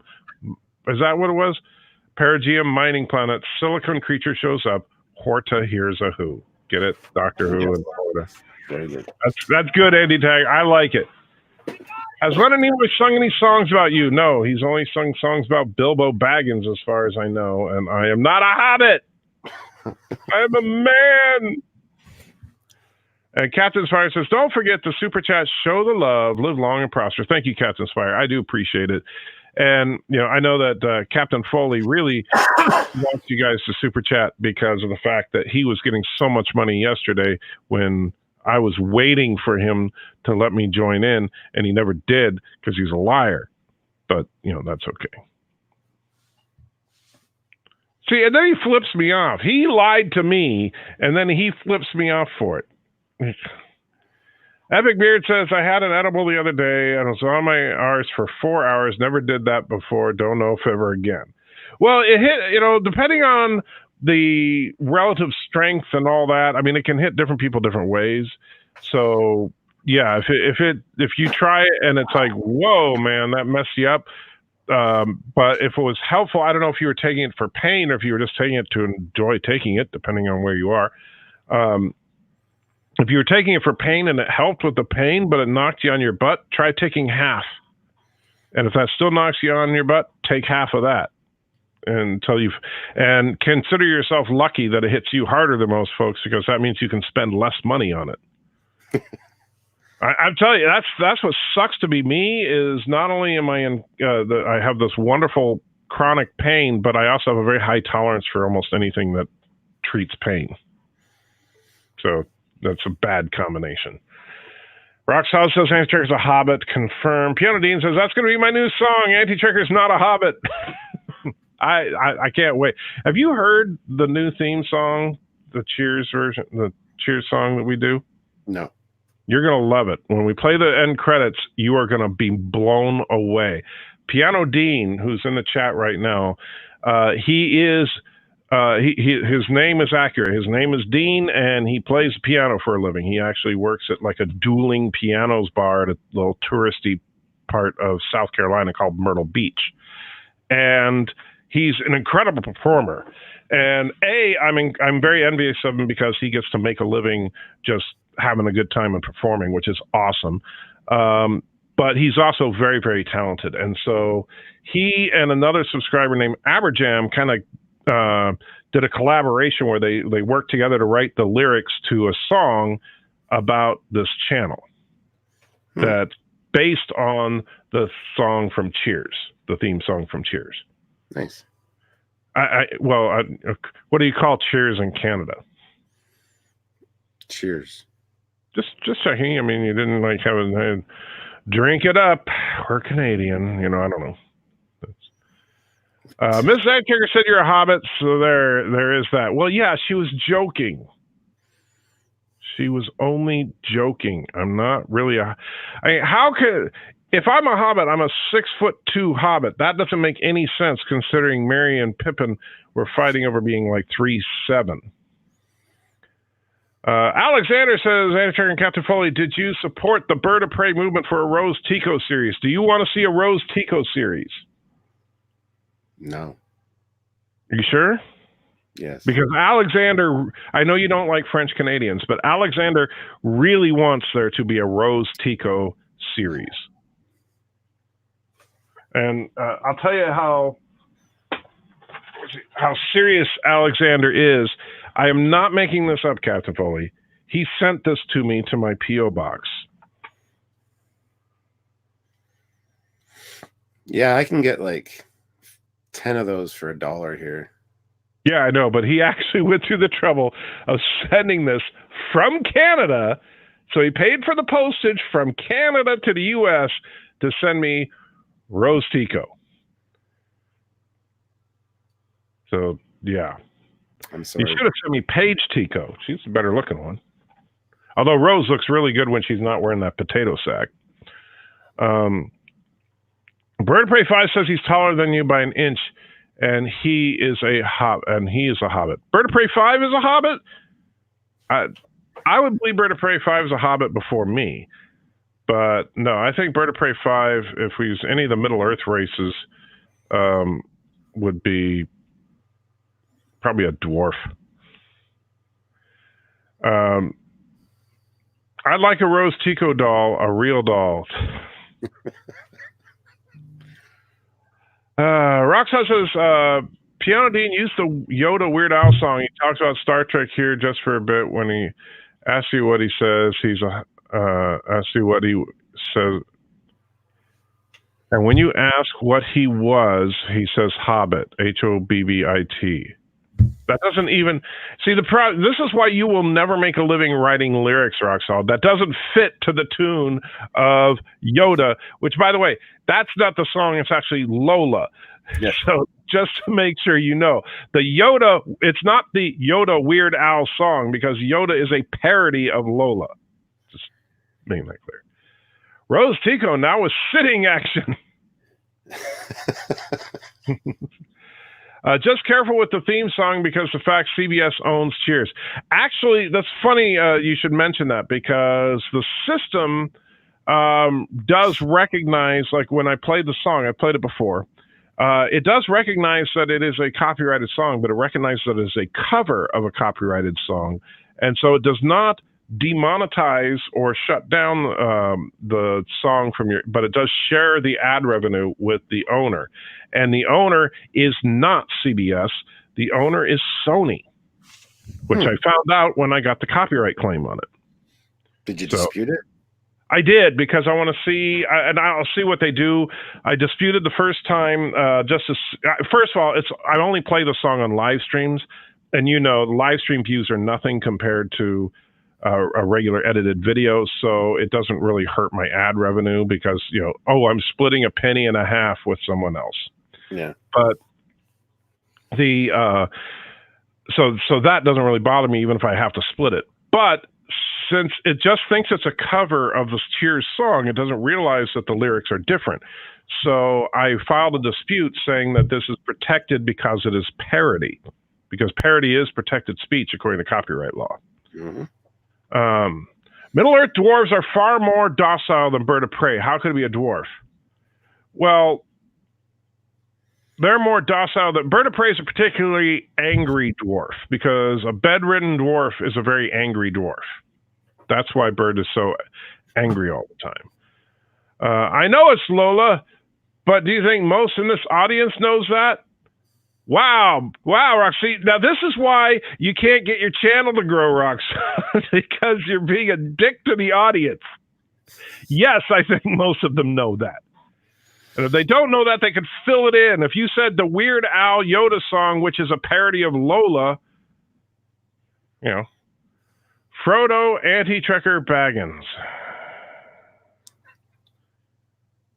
No, please. No.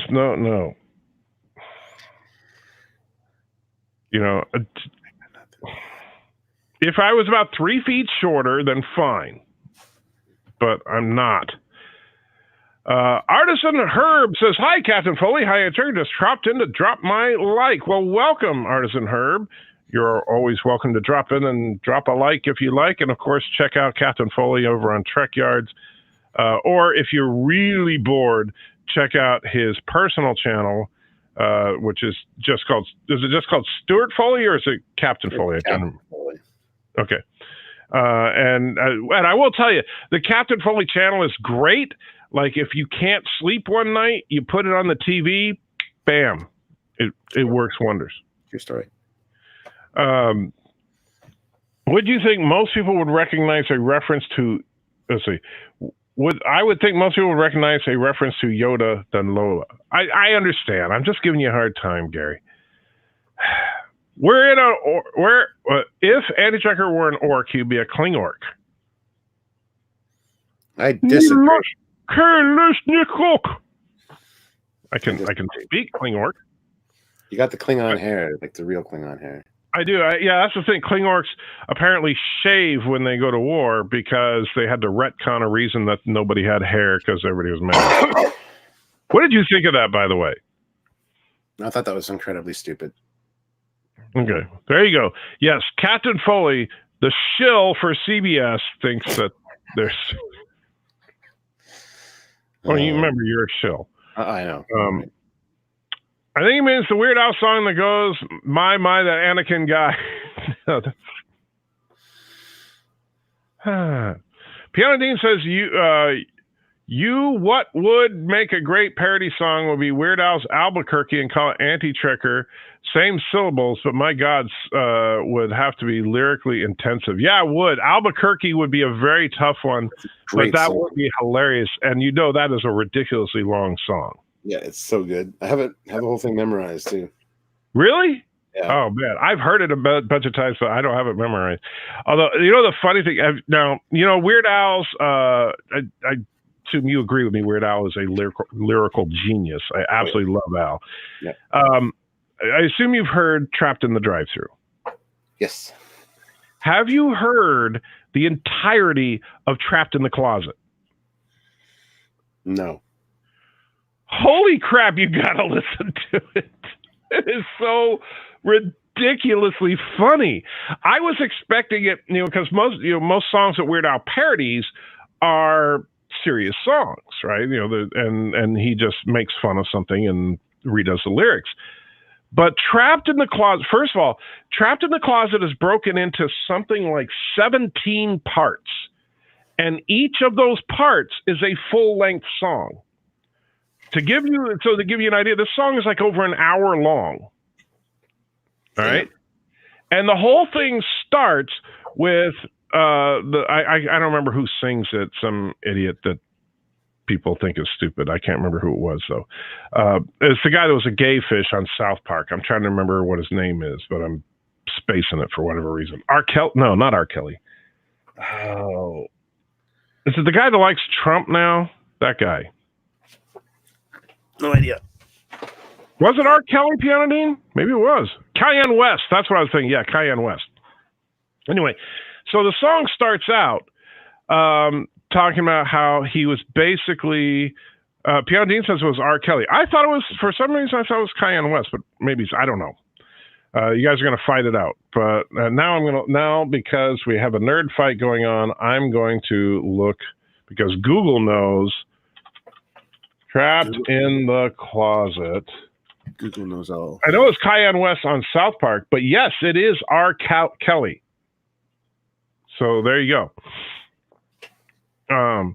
Anyway, so R. Kelly starts out, and it's like basically describing that he went to a nightclub, he goes home with this girl and has sex with her, but then her husband comes home, and so he hides in the closet. And that's hence the name of the song. What? Kanye. Sorry. Yeah, Mrs. Ancher got to come in. It is R. Kelly. Yeah. So it is R. Kelly, but Miss Ancher, I'm sure it's Kanye West, not Cayenne West. I always say Cayenne. It's Kanye West. Cayenne West.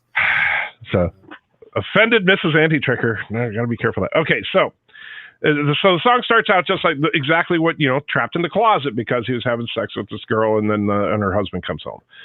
So then he pulls out his gun and he comes charging out and he confronts this guy, and so like part 2 or part 3 is the two of them confronting each other, and then he takes off and he gets pulled over by a police officer on the way home. But then he gets home and his wife was having an affair, and that person is in his closet, but that person is a midget.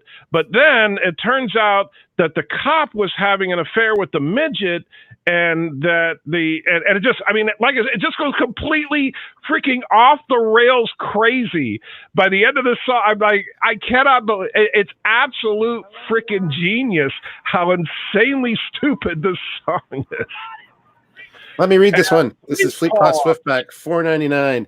LOL at Cayenne West, afternoon at Anti-Trekker, and hello, Mrs. Anti-Trekker. He's one of our moderators from Trek Yards. Tyler. Oh, yeah, Fleet Paw's been subscribed here for a while, so thank you, Fleet Paw. I think. And yes, it is. It's Mario. Not. Bird of Prey says Mario. Mario. Yeah, not Mario. Like the game character. Hello, It's me, Mario. Yeah, he says no, it's Mario. Are you okay? You look intense. I'm reading a comment. Surf Trek Tonics. I recall Trek Yard's first leak video about the photo of the Klingon arcs on break offset. No one believed that could be possible. Right? Yeah, it's like I remember those early set photos, and you were thinking, "Oh, it's some other alien race." Yeah. You know, some new aliens that they're introducing. But those Klingons. Hanging out with my Klingon buddies for lunch. I think the comment or the caption was. Yeah. And I was like, no. Done. Yeah, and it's the same problem. Like the little things that got me in Picard that kind of rubbed me the wrong way is anything that basically tried to suggest that for lack of a better term, the Discovery universe. You know, that like the shuttles or the shot that shows the one starship that looks like the one from Discovery, stuff like that. And yes, DJ, I do have a man bun in today, so sue me. I wear my hair in different ways. You got a receding hairline and it built a colony. Okay, that's a weird way to put it because I don't have a receding hairline, but although I always thought it was funny, guys that are like, you know, bald on top and then they grow a big old ponytail, and it's like, are you really just trying to make up for the fact that you're bald? Yeah. And Roxas said, how about this? Oh, my, this here anti-trekker guy. You see, no, you're already broken because it's, well, let's see, anti-trekker guy. It seems like it's Anakin, 3 syllables, anti-trekker, 4 syllables. That's the problem. Like it was my, this here anti-trek guy, it wouldn't make more sense. Yeah. Maybe streaming sometime later, but he's not a tech guy. In front of his webcam, he'll pontificate and sit, all while being a 3-foot hobbit. See, that's still, it doesn't match the and Piano Dino understand, it doesn't match the cadence of the song, that you have to match the number of syllables. Trek has historically included old designs. Why change the canon, in quotation marks, now? Well, that's true that they have kept older ships around, like in Next Gen era, you see Oberth class ships and Miranda class ships and stuff. For some reason, no Constitution classes because they're stupid. But you don't necessarily see them being all the ships. That's my big problem, is that that's all we see. And here's the thing: we had 50 years of Trek canon, and you don't see these Discovery ships in TOS, TNG, Voyager, Deep Space Nine, and they'd come in handy during the Dominion War when you have fleets of goddamn ships. You're pulling other ships out of mothballs. If you're ever going to see old ships, it's going to be in the Dominion War. Didn't see them. But oh no, we created a new show, and now we're going to retcon everything to fit that. And that is bullshit. Pure unadulterated, they should be castrated bullshit. Right. And even if you want to say, okay, to be fair, yes, they didn't know, they're not clairvoyant. So when they made Deep Space Nine, they didn't know the McGee class was going to be a thing. But then you just say, well, the McGee class is a class of starship that got scrapped because it was replaced by the much more efficient Oberth class, because the McGee class and the Oberth class both science vessels. And you might be, like you could argue that maybe if you were setting a movie around the time of Star Trek 3, when the Grissom was exploring the Genesis planet, there might be a few McGee class ships still out there. But 100 years later, probably not. Yeah. No. And it's just like we do not see the NX class ship running around in the later era Treks either. But they're not trying to suggest that the NX class ships are still running around. Because there's a certain point of where a ship is no longer useful. Yep, and that's the thing. And the Discovery ships ultimately don't seem like they would be useful in the later eras of Trek, unless except for all their super advanced holographic technology that nobody else has for whatever reason. So SC says at Trekyard, sorry, Bub, using old designs in Trek canon, bullshit or not. What? The fact is they never fucking existed in the prime timeline, so why would they be around now post TNG? It's bullshit. It's its own universe. Pretty simple. Right. But the problem is that, and you know this, is that CBS is not saying it's in its own universe. If it was if this was a reboot Trek or an alternate reality Trek, I think that, I mean, all the canon issues I had with Discovery would instantly go away, and then I could just focus in on the character problems on Discovery. Yes, very much. The thing about Picard is that while Picard does have some, not all, but some of the canonical problems that Discovery has, it does not have the character problems that Discovery has. I think Patrick Stewart's portrayal of Picard feels like, and this is a big difference between Picard and Luke Skywalker. Picard feels like he's the same guy, but the world has moved past him. Yes. As opposed to Luke feels like he's in the same world, but he's a different guy. Does that make sense? Yes, absolutely. Okay. Yeah, because Picard, like when Picard was arguing that the reason he quit Starfleet was because it was no longer Starfleet. Well, and some people are like, oh my God, how do you make Starfleet bad? And it's like, have you not watched all the shows that came after Next Gen? Because that's what he's talking about. If you look at the beginning of Next Gen, Picard was proudly pontificating that Starfleet was not the military. But by the end of Deep Space Nine, it clearly was. Yeah. I want to address SC again. He says, its own universe. Did you miss Picard's vault? No, I did not. However, you can't tell me that Discovery ships that if this is the same reality, that all the characters would be the same in TNG, and that the ship's design would be the same as well. I call total bullshit on all that.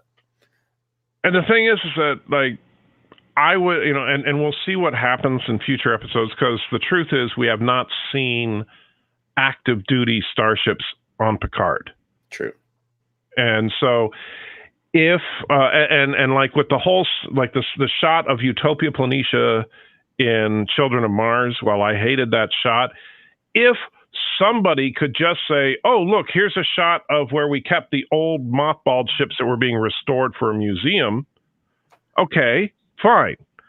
But then there better be some Galaxy class, Sovereign class, anything. Yeah. Something to do, because and I'm not I don't want to see Miranda class ships, and I don't want to see Excelsior class ships, because I think those would go the way of the mothball fleet by the end of the Dominion War. Because keep in mind that before the Dominion War, that was it. Starfleet had the Galaxy class, the Excelsior class, and the Miranda class, and that was the mainstay, a few nebulas in there, and that was pretty much it as far as their frontline combat vessels. And then after the Dominion War, we have the Steamrunner and the Akira and the Intrepid, all superior ships to the Miranda or the Miranda or the Excelsior or even the Galaxy. And so with those newer ships, then I would expect them to phase out all the old ones. So I don't want to see Miranda class ships as much as I love that design. I don't want to see Excelsior class ships. I want to see Galaxy, Nebula, Akira, Steamrunner, Sovereign. That's what we should be seeing. And if they want to invent something new that we haven't seen before, fine. But the oldest ship we should see in the fleet is a Galaxy class at this point. I would agree. Let's see. Actually, Weird Al sings, my, this here Anakin guy, so 5 syllables. Well, I thought you just... Anakin is 3. Yes. And that's and so that's the point. If you want to say Anakin, and you were going to put my name in there, that it does, because it goes anti-Trek. See that's the problem. You're one syllable short.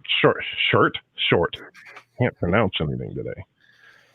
Let's see. What time is it? That's why.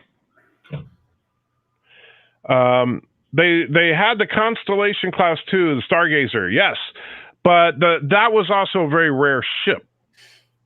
Like, that's the thing. You didn't see Constellation class ships in the Dominion War, right? No. You mainly, the Dominion War, you saw Galaxy, Miranda, and Excelsior, and that's pretty much it. Yeah. Not counting the Defiant, of course. Yeah. But yeah, the Constellation was a long range explorer. There weren't that many left, unfortunately. Right, and they weren't building them. That's the thing. And that's another thing to remember, is that let's suppose that by the beginning of TNG, let's say that there's still 150 McGee class starships in service, then I would wager that all of them were destroyed in the Dominion War. Because I don't think that they would last long in a battle against the Jem'Hadar. No. Piano Dean says, a gifted lyricist and wordsmith like Weird Al can find ways to adjust cadences to get around non-syllable, however you say that matches, but that takes a true gift. Well, yeah, I know you can cheat your way around it, like the fact that my name is 4 syllables compared to Anakin being 3. But the point of it is just that, like, what a lot, and you see it, I'm sure, Piano Dean, like people will say, oh, just change the lyrics to, and they'll throw something out that doesn't fit at all. And, you know, I get that. Yes, you can cheat around it a little bit, but you got to make it match. Surf says, no starship is useless. 150-year-old ships can perform secondary supply duties for galactic infrastructure and logistics. Yeah, an emergency mothball. That's fine, but the problem is that in Picard, at least from what little evidence we've been given, there are no ships in service that aren't STD era ships, which makes no sense. At least from the visual evidence. Every shuttle is a 150-year-old design, which makes zero sense. You know, why would you be cruising around in, you know, that would be like if today the military says, we need a new troop transport. Ford, make us a fleet of Model Ts right away. Yeah, exactly. It doesn't make any sense. Why would they still be using 150-year-old shuttles when we've seen dozens of shuttle variants developed after Discovery? I'm perfectly fine with the Discovery era shuttle on its own, and I think it looked good. It was one of the few ships in Discovery I actually liked. And I know you said this before, Captain, is that if they introduced that shuttle as a post-Voyager ship, it would be believable. Yeah, absolutely. Right. But the problem is that it's a pre-TOS ship. It's like we don't see the shuttle Mark I from the original TOS flying around, and we don't even see the shuttles that we saw on Star Trek The Motion Picture, or even the shuttles we saw in Star Trek The Next Generation. But we see 150-year-old shuttles. That makes zero sense. Everywhere. They're used as school buses, taxis, just regular shuttles. And Starfleet. Yeah. SC says a Starfleet shuttle is a box with nacelles. It's a mature design. The Model T wasn't. Well, then, but why would you go back to make? I mean, actually, if you look at the relative size of those shuttles, it seems like an awful waste to make I mean, the only thing that shuttle would be good for would be a school bus because it's too big. Yeah. The F-15 first flew in 1967. Yes, and you know what? The F-15 is no longer the mainstay of the United States Air Force. It's still in service, sure. But it's not, you know, it's not like people go, ooh, F-15, cutting edge technology. People are missing the point, though. The fact is, none of the Discovery ships actually existed in prime timeline before Discovery. So it's one show, 2 seasons, that's retconning 50 years of Star Trek history. And to me, that's just not acceptable. That's bullshit. Well, that's why Discovery needed to make a choice which they didn't make, which was either set it in a different time period so that it wouldn't cause canonical problems, like make it post TNG, which would make a lot more sense with what they were trying to do with the holographic stuff and all that. You should have set it like basically the Picard series and the Discovery series should be taking place at the same time.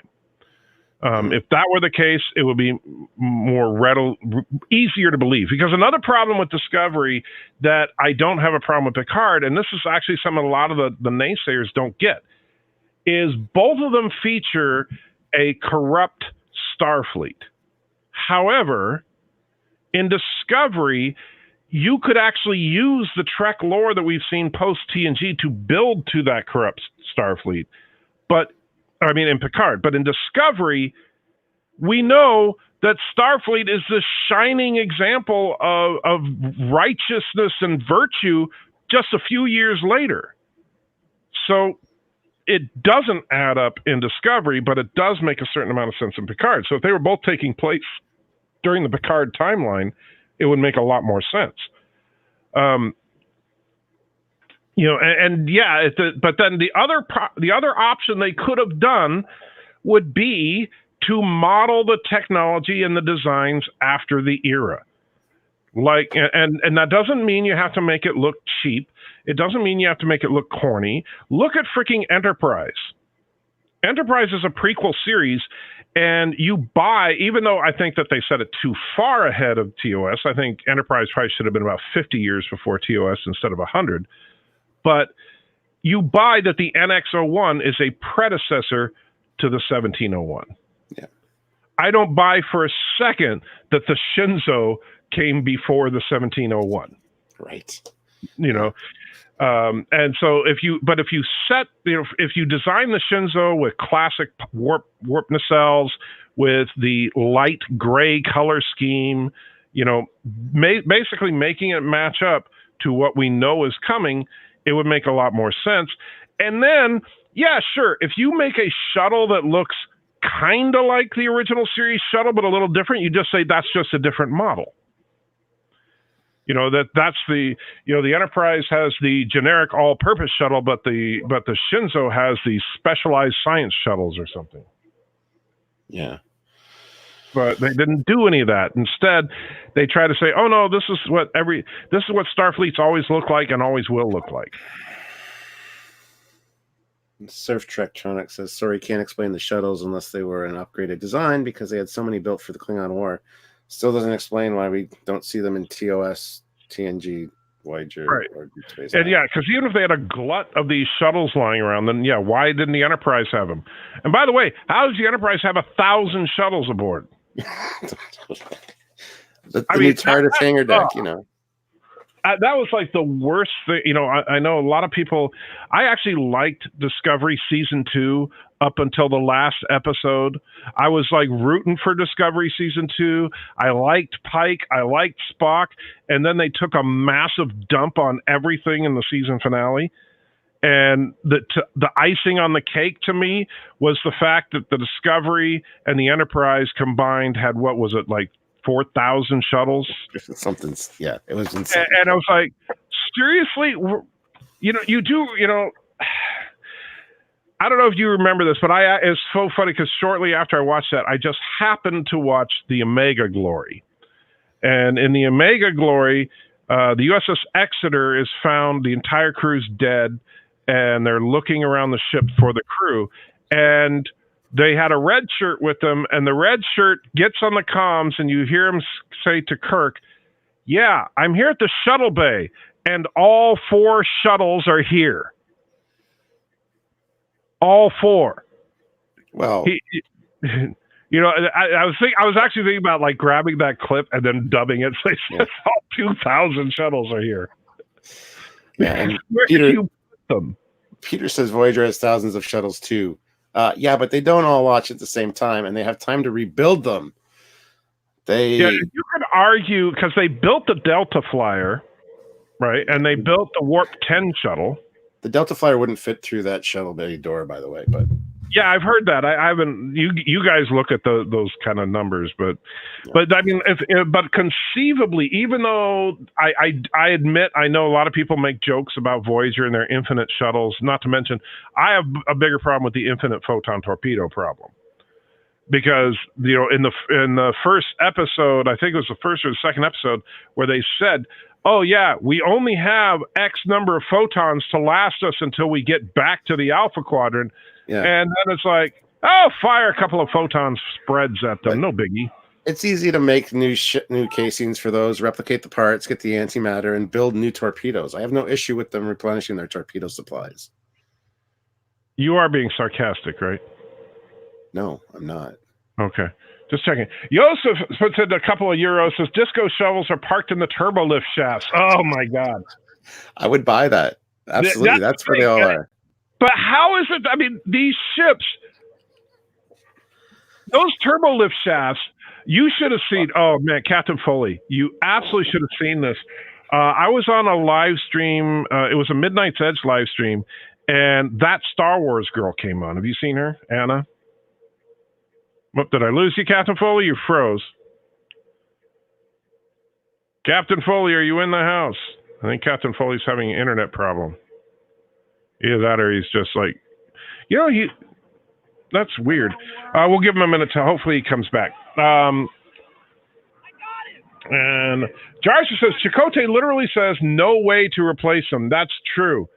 That is absolutely true. Yeah, doesn't it look like Captain Foley in that frozen image there is like using his mental powers or something? That's just, it's like creepy. He's like, so I'm going to send him a message on the side and make sure he's okay. Maybe his internet went out or something. And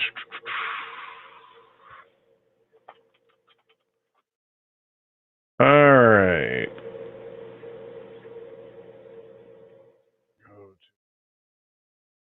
Foley and type message.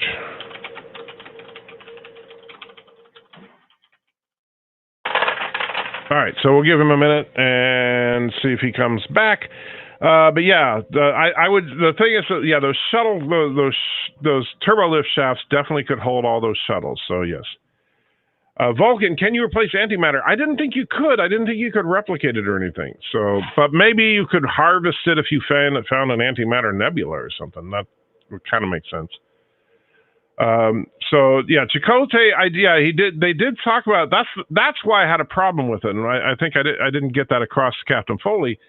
Is it's not that okay? Maybe you could conceivably come up with a way to do it, but they made it a plot point early on that we can't do that. So yeah, that's the problem.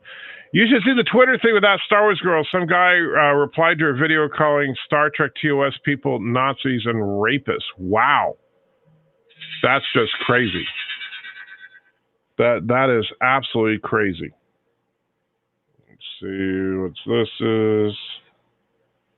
I don't even know what to, let's see. New rock solid. Oh, that was Nerdrotic. Okay.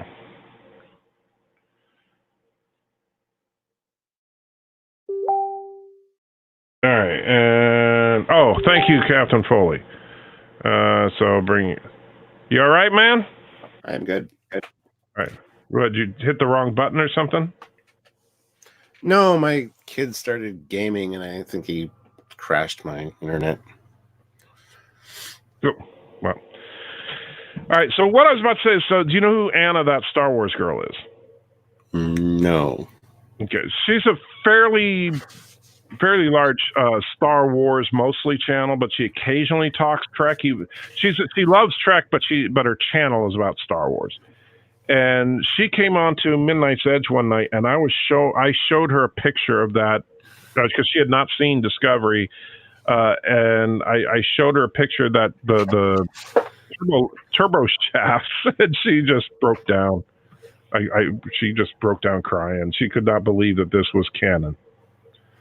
Understandably so. While we were gone, someone pointed out that in the opening episodes of Voyager, Chakotay specifically says that they had no way to replace the photon torpedoes. Yeah, but I give them enough credit that they could figure it out as they go. I have no issue with them replacing a plot point somewhere. Or even a line. Something where Jane would be, well, it's a good thing we figured out how to replace those photon torpedoes after they, ran out. Mm-hmm. I agree. Alexander says, dear friends, do you think everybody in the entire universe, as everyone in the entire universe, that Borg Asian women is the future of the Star Trek franchise? Yeah, so Alexander, he believes that the future of the Star Trek franchise relies on the existence of Borg Asian women. No. What is wrong with you, man? He's French Canadian. Well, yeah, that explains a lot. Yeah. And Jarsa with another 5 says, after Deadlock, there should have been a scene of Tuvok suggesting rebuilding some of the destroyed sections as a torpedo manufacturing bay, problem solved. Exactly. If they had done something like that, or even and same thing like what they could have said, you know what, let's convert Shuttle Bay 2 into a shuttlecraft manufacturing facility, They really should have wrote something like that in. But Voyager, that's why Voyager is relatively low on my list of Trek shows, and a lot of it has to do with the fact that there's so much missed opportunity. The show should have been like, they should have limped home, with duct tape holding the ship together, as opposed to every week magic reset button and the ship looks pristine. But beauty shots ain't cheap, and they needed to reuse shots, so the ship had to look good every week. But then Voyager couldn't make new first shots. to use CG models, weren't they? Yes, they were, but CG wasn't cheap or easy at the time. I understand, but they could have sprung the extra $150. I agree with you. I absolutely agree with you, and that's what Ron Moore did with Battlestar Galactica. He made it Voyager was supposed to be. That's the thing I loved about, you could actually, without knowing anything but seeing a shot of the Galactica herself, you can tell approximately where on the voyage she is. Yeah, exactly. Because at every battle, the ship has scars that last for the rest of the series. Yeah. And I love that. That's continuity, man. That is great continuity. Mr. Miles says, Anterior, why is this such a big deal to you for them to mention finding a way to replace torpedoes? We're all big boys here. We don't have to always hold our hands, because it's kind of like the Chekhov's gun thing. If you're going to say we can't replace the torpedoes, and then you replace them, you darn well better explain that you replaced them. Yeah. If at the beginning of a movie you see the cowboy walk up and he says, well, I've only got 6 bullets on my gun, and then he shoots 25 people, you're not going to say something? Yeah. That's what they did with Voyager. They walked in the room with a 6-shooter and they shot 20 rounds, and then nobody explained it. Oh, and so you read that comment from Alexander. What do you think of Species 847 Toe? Took me forever to get it. So I'm 847. What is Savin 2? What? I'm confused. Yeah, I was confused too. So are you gonna explain it to me or not? Because read it phonetically. 8472. Species. Oh, 782. 8472. Yeah. Wow. Why he did that, I don't know. It completely messed with my brain. Right.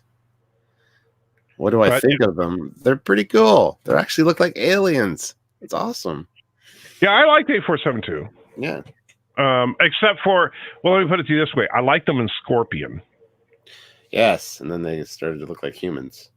Yeah, and then when they brought them back looking humans, and they found their little fake Starfleet command thing, that was stupid. Yeah. But I liked the concept of the original concept of them. I liked the fact that like their genetic coding was so crazy that even the Doctor couldn't figure it out.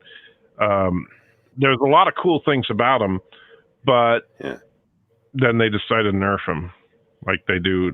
Not as bad as they nerfed the Borg, but yeah. And they are called the Undine in Star Trek Online, yes. Which makes no sense to me.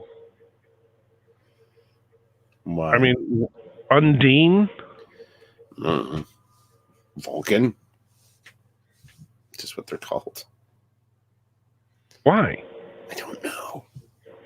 Well, you're the expert.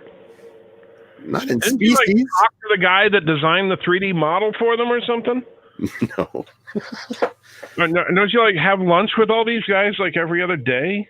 No, not quite. Not quite, he says, because I'm not that far off. It's sickening to me. I'm sorry. Even with gigantic plot holes and inconsistencies, I still really enjoy Voyager, and it would be just below DS9 as my favorite Trek show, though I'm hopeful for Picard. See, I actually put DS9 as the best of the second generation of Trek. Like the first generation just being TOS and TAS, right? Second generation being TNG through Enterprise. Third generation being Discovery and Picard. And so but second generation Trek, Deep Space Nine to me was clearly the best. I love Deep Space Nine. Second place is kind of a battle between Enterprise and TNG, but and then Voyager in last place. That's interesting. Yeah. I would do DS9, TNG, Enterprise, and then Voyager. Voyager and Enterprise are kind of, they swap out depending on my mood, but yeah. Yeah, to me, depending on my mood, I might give it to because the thing about TNG is the first two seasons of TNG were so bad.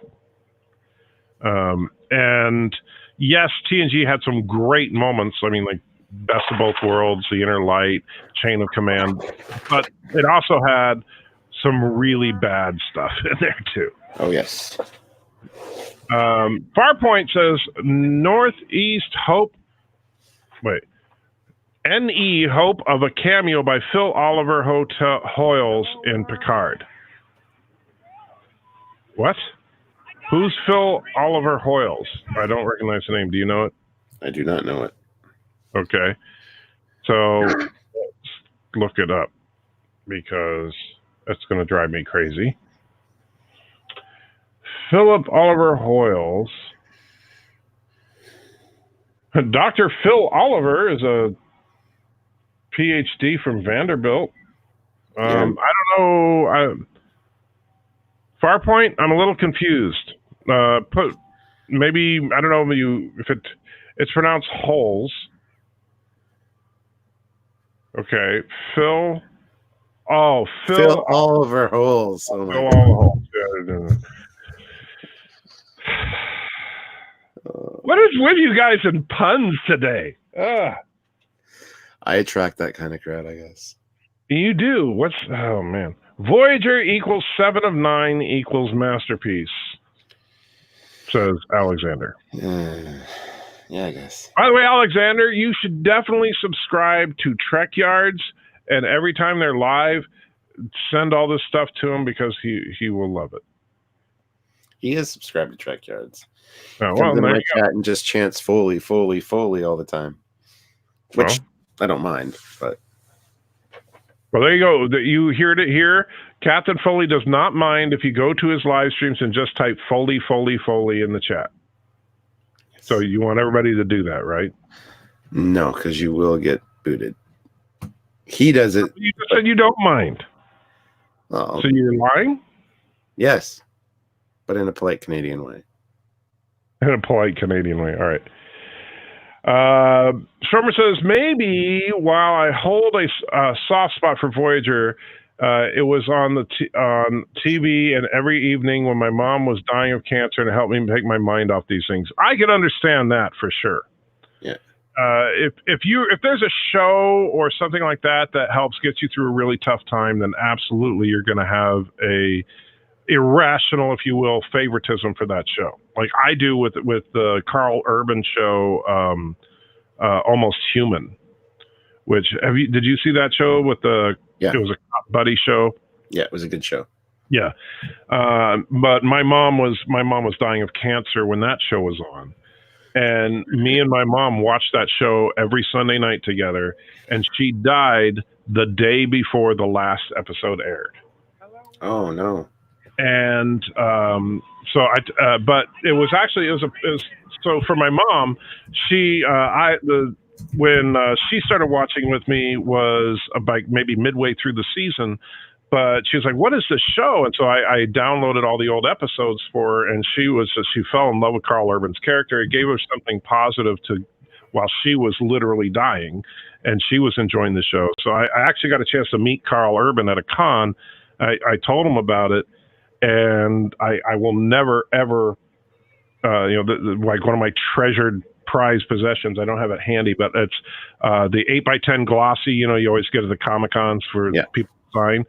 Well, you know, 99.9% of the time they'll say like, "Hey, Captain Foley, thanks for stopping by," and then sign their name or something like that, right? The picture is literally covered in text.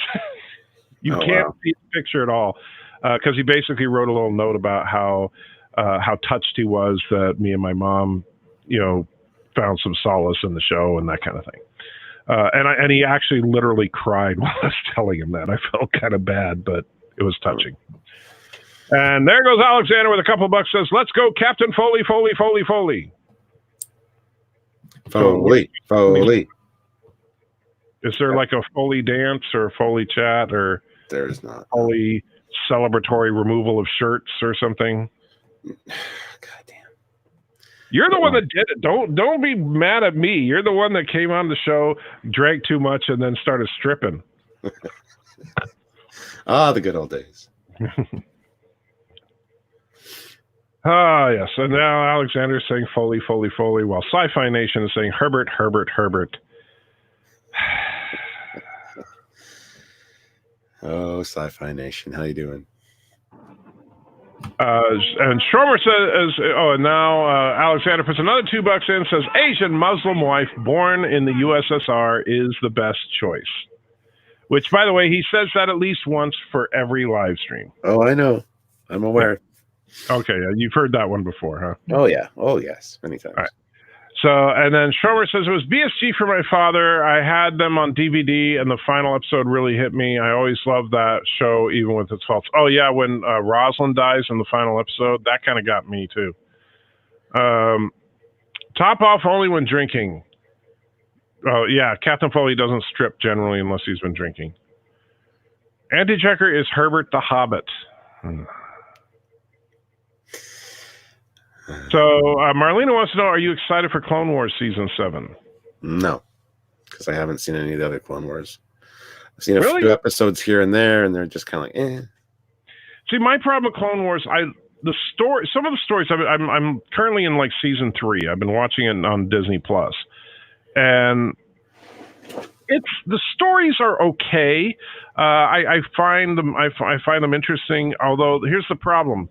They really dumbed down the battle droids to just a stupid like, ho ho ho, we're the dumb robots, you know, and it's like, really, come on. So there's no real feel that they're a threat, and the animation style is just so cheap. Yeah, that's one thing I can't really stand about it. Yeah. Juan says Captain Foley was just channeling TOS where Kirk would lose his shirt in fights. Yes. Well, Kirk is Canadian. Exactly. All right, so the alarm means that lunch is almost ready, so that's a good thing. So what I'm going to do here is, now you are definitely, don't run off yet, Captain Foley, because you're going to want to see this epic closing song, which is so incredible. But before we play the closing credits, just for you, because I know that you want this, my French-Canadian freakish friend, here you go. The board vessel's moving into range. On screen.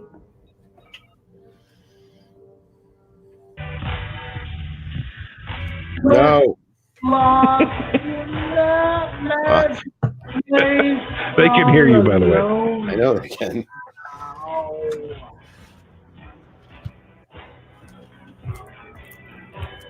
Drink your fill from my fountain of love. Wet your lips.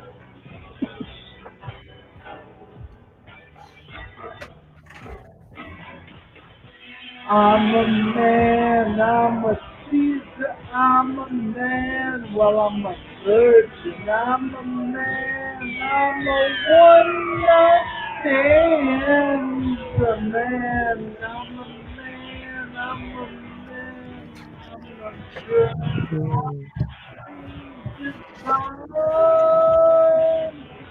Make love together.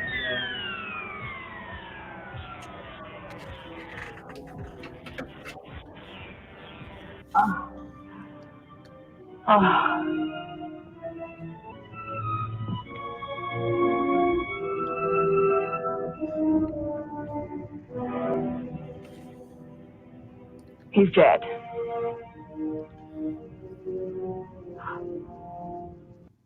Now, I know you love that song. Oh, it's fantastic. Did you just say it was fantastic? Yeah, it's like, please let this be a real phaser. All right, so here comes the epic ending credits, though. So if you haven't heard this song before, it is absolutely incredible. You will not believe how this song, at first, you're going to think it's just the original music, but no, this is entirely performed by our very own Piano Dean. So check this out. Looking forward to it. Making your way with the nerds today takes everything you've got. Taking a break from hating JJ sure would help a lot. Wouldn't you like to just get laid? Sometimes you want to go where all the Trekkies know your name, and they're always glad you came. You want to be in a galaxy where Star Trek isn't lame. You want to go where everybody knows your name. Turds of a feather flock together, that's what we believe. We know a place that's got you covered, a place to get relief. Wouldn't you like to say me Pooh? Sometimes you want to go where Turner-Steadies know your name, and no Kurogans are to blame. You want to be where you can see Kuroga go up in flames. You want to go where everybody knows your name.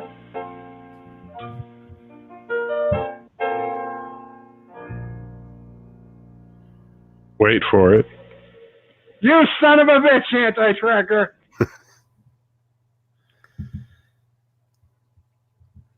That's awesome.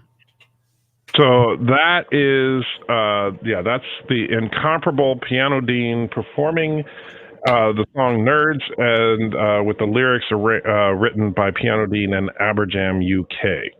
So Fantastic. That's an incredible job. And while that was going, first of all, I forgot, Farpoint Station put in a $2 super chat saying RIP Penny Trader.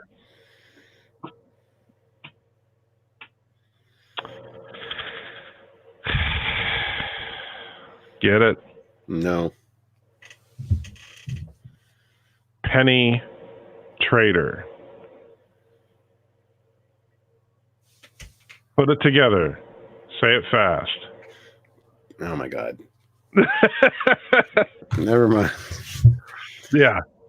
The funny thing is, this is how bad it is. I actually grabbed the name and put it in Google to see if I could see who it was, because I don't remember any news. And here's the best part. It actually got someone. Oh, wow. I actually, when I put in Penny Trader into Google, guess who? It came up with James Penny, who was a trader. James Penny was a merchant slave ship owner and prominent anti-abolitionist in Liverpool, England. He defended the slave trade to the British Parliament. Died in 1799. Nice. So there you go.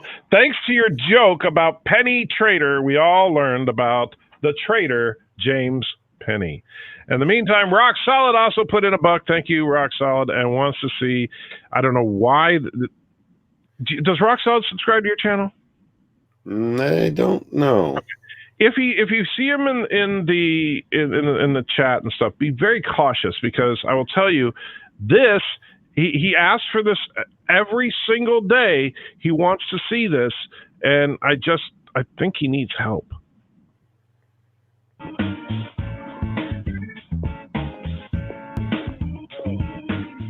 Hey, you want to learn about Jesus? There's no such thing as hooker-client confidentiality.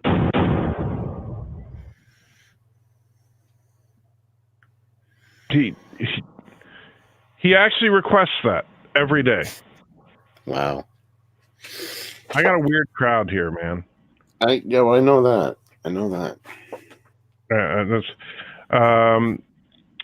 So Bird of Prey is going to be streaming in about 30 minutes, he says. So there you go. So I'm going to be streaming. I'm going to be streaming in just under an hour. Evil Kurogan hijinks, or you can wait an extra 30 minutes and see the captain himself do a truly marvelous, wonderful live stream as opposed to the absolute schlock crap that Bird of Prey tends to put out. I mean, it's your choice. If you want to watch Bird of Prey, well, first of all, if you really want to enjoy watching Bird of Prey, here's what you do. You put on Captain Foley's live stream, and you pay Captain Foley a super chat, and he will hold his pug up in front of the camera. Then you put on the audio from Bird of Prey's live stream while you're watching the pug from Captain Foley's live stream. Now, there you go. Now, that's entertainment right there. I feel like you need to make a video. I need to get you some footage of the pug. Yeah, we need, and you know, when Bird, have you seen when Bird does his Dear Bop? No. It is. I got to plug Bird a little bit here. This is so funny. He does a thing where if you go to his website, you can click on a link that says Dear Bop, B-O-P, for Bird of Prey, and he is like an advice column. Where you would like, oh, I'm having trouble with this or this or this, and he will offer free advice to anybody that writes anything in. And so keep in mind, the messages to Dear Bop are 100% anonymous, which means you can write pretty much anything you can think of, and people do. And Bird will answer in his interesting style of, like you heard him earlier, you know, the way he's like, oh, well, yeah, that's fine. Waste of money for you to take medicine. You should just die, that. So, yeah, Bird is, Dear Bop is priceless. I will say this, when he does a Dear Bop stream, if I ever can, I try to listen in because it's ridiculously funny. Check that out. Yeah. You should have him come on Trekyard sometime and do a Dear Bop live during a Trekyard stream. Your audience would just be like, what is this? And of course, you need to hold up the pug while he's reading. Oh, yes. All right. Yeah. All right. So with that, I am going to wrap it up. Say bye, Captain Foley. Bye, Captain Foley. Wow. That's really lame. But you know what's not lame? I'm going to play the end credits again because that song is so freaking good. I'm still here. Making your way with the nerds today takes everything you've got. Taking a break from hating JJ sure would help a lot. Wouldn't you like to just get laid? Sometimes you wanna go where all the Trekkies know your name, and they're always glad you came. You wanna be in a galaxy where Star Trek isn't lame. You wanna go where everybody knows your name. Turds of a feather flock together, that's what we believe. We know a place that's got you covered, a place to get relief. Wouldn't you like to say me poo? Sometimes you wanna go where Turnisteades know your name, and old Kurogans are to blame. You wanna be where you can see Kuroga go up in flames. You wanna go where everybody knows your name.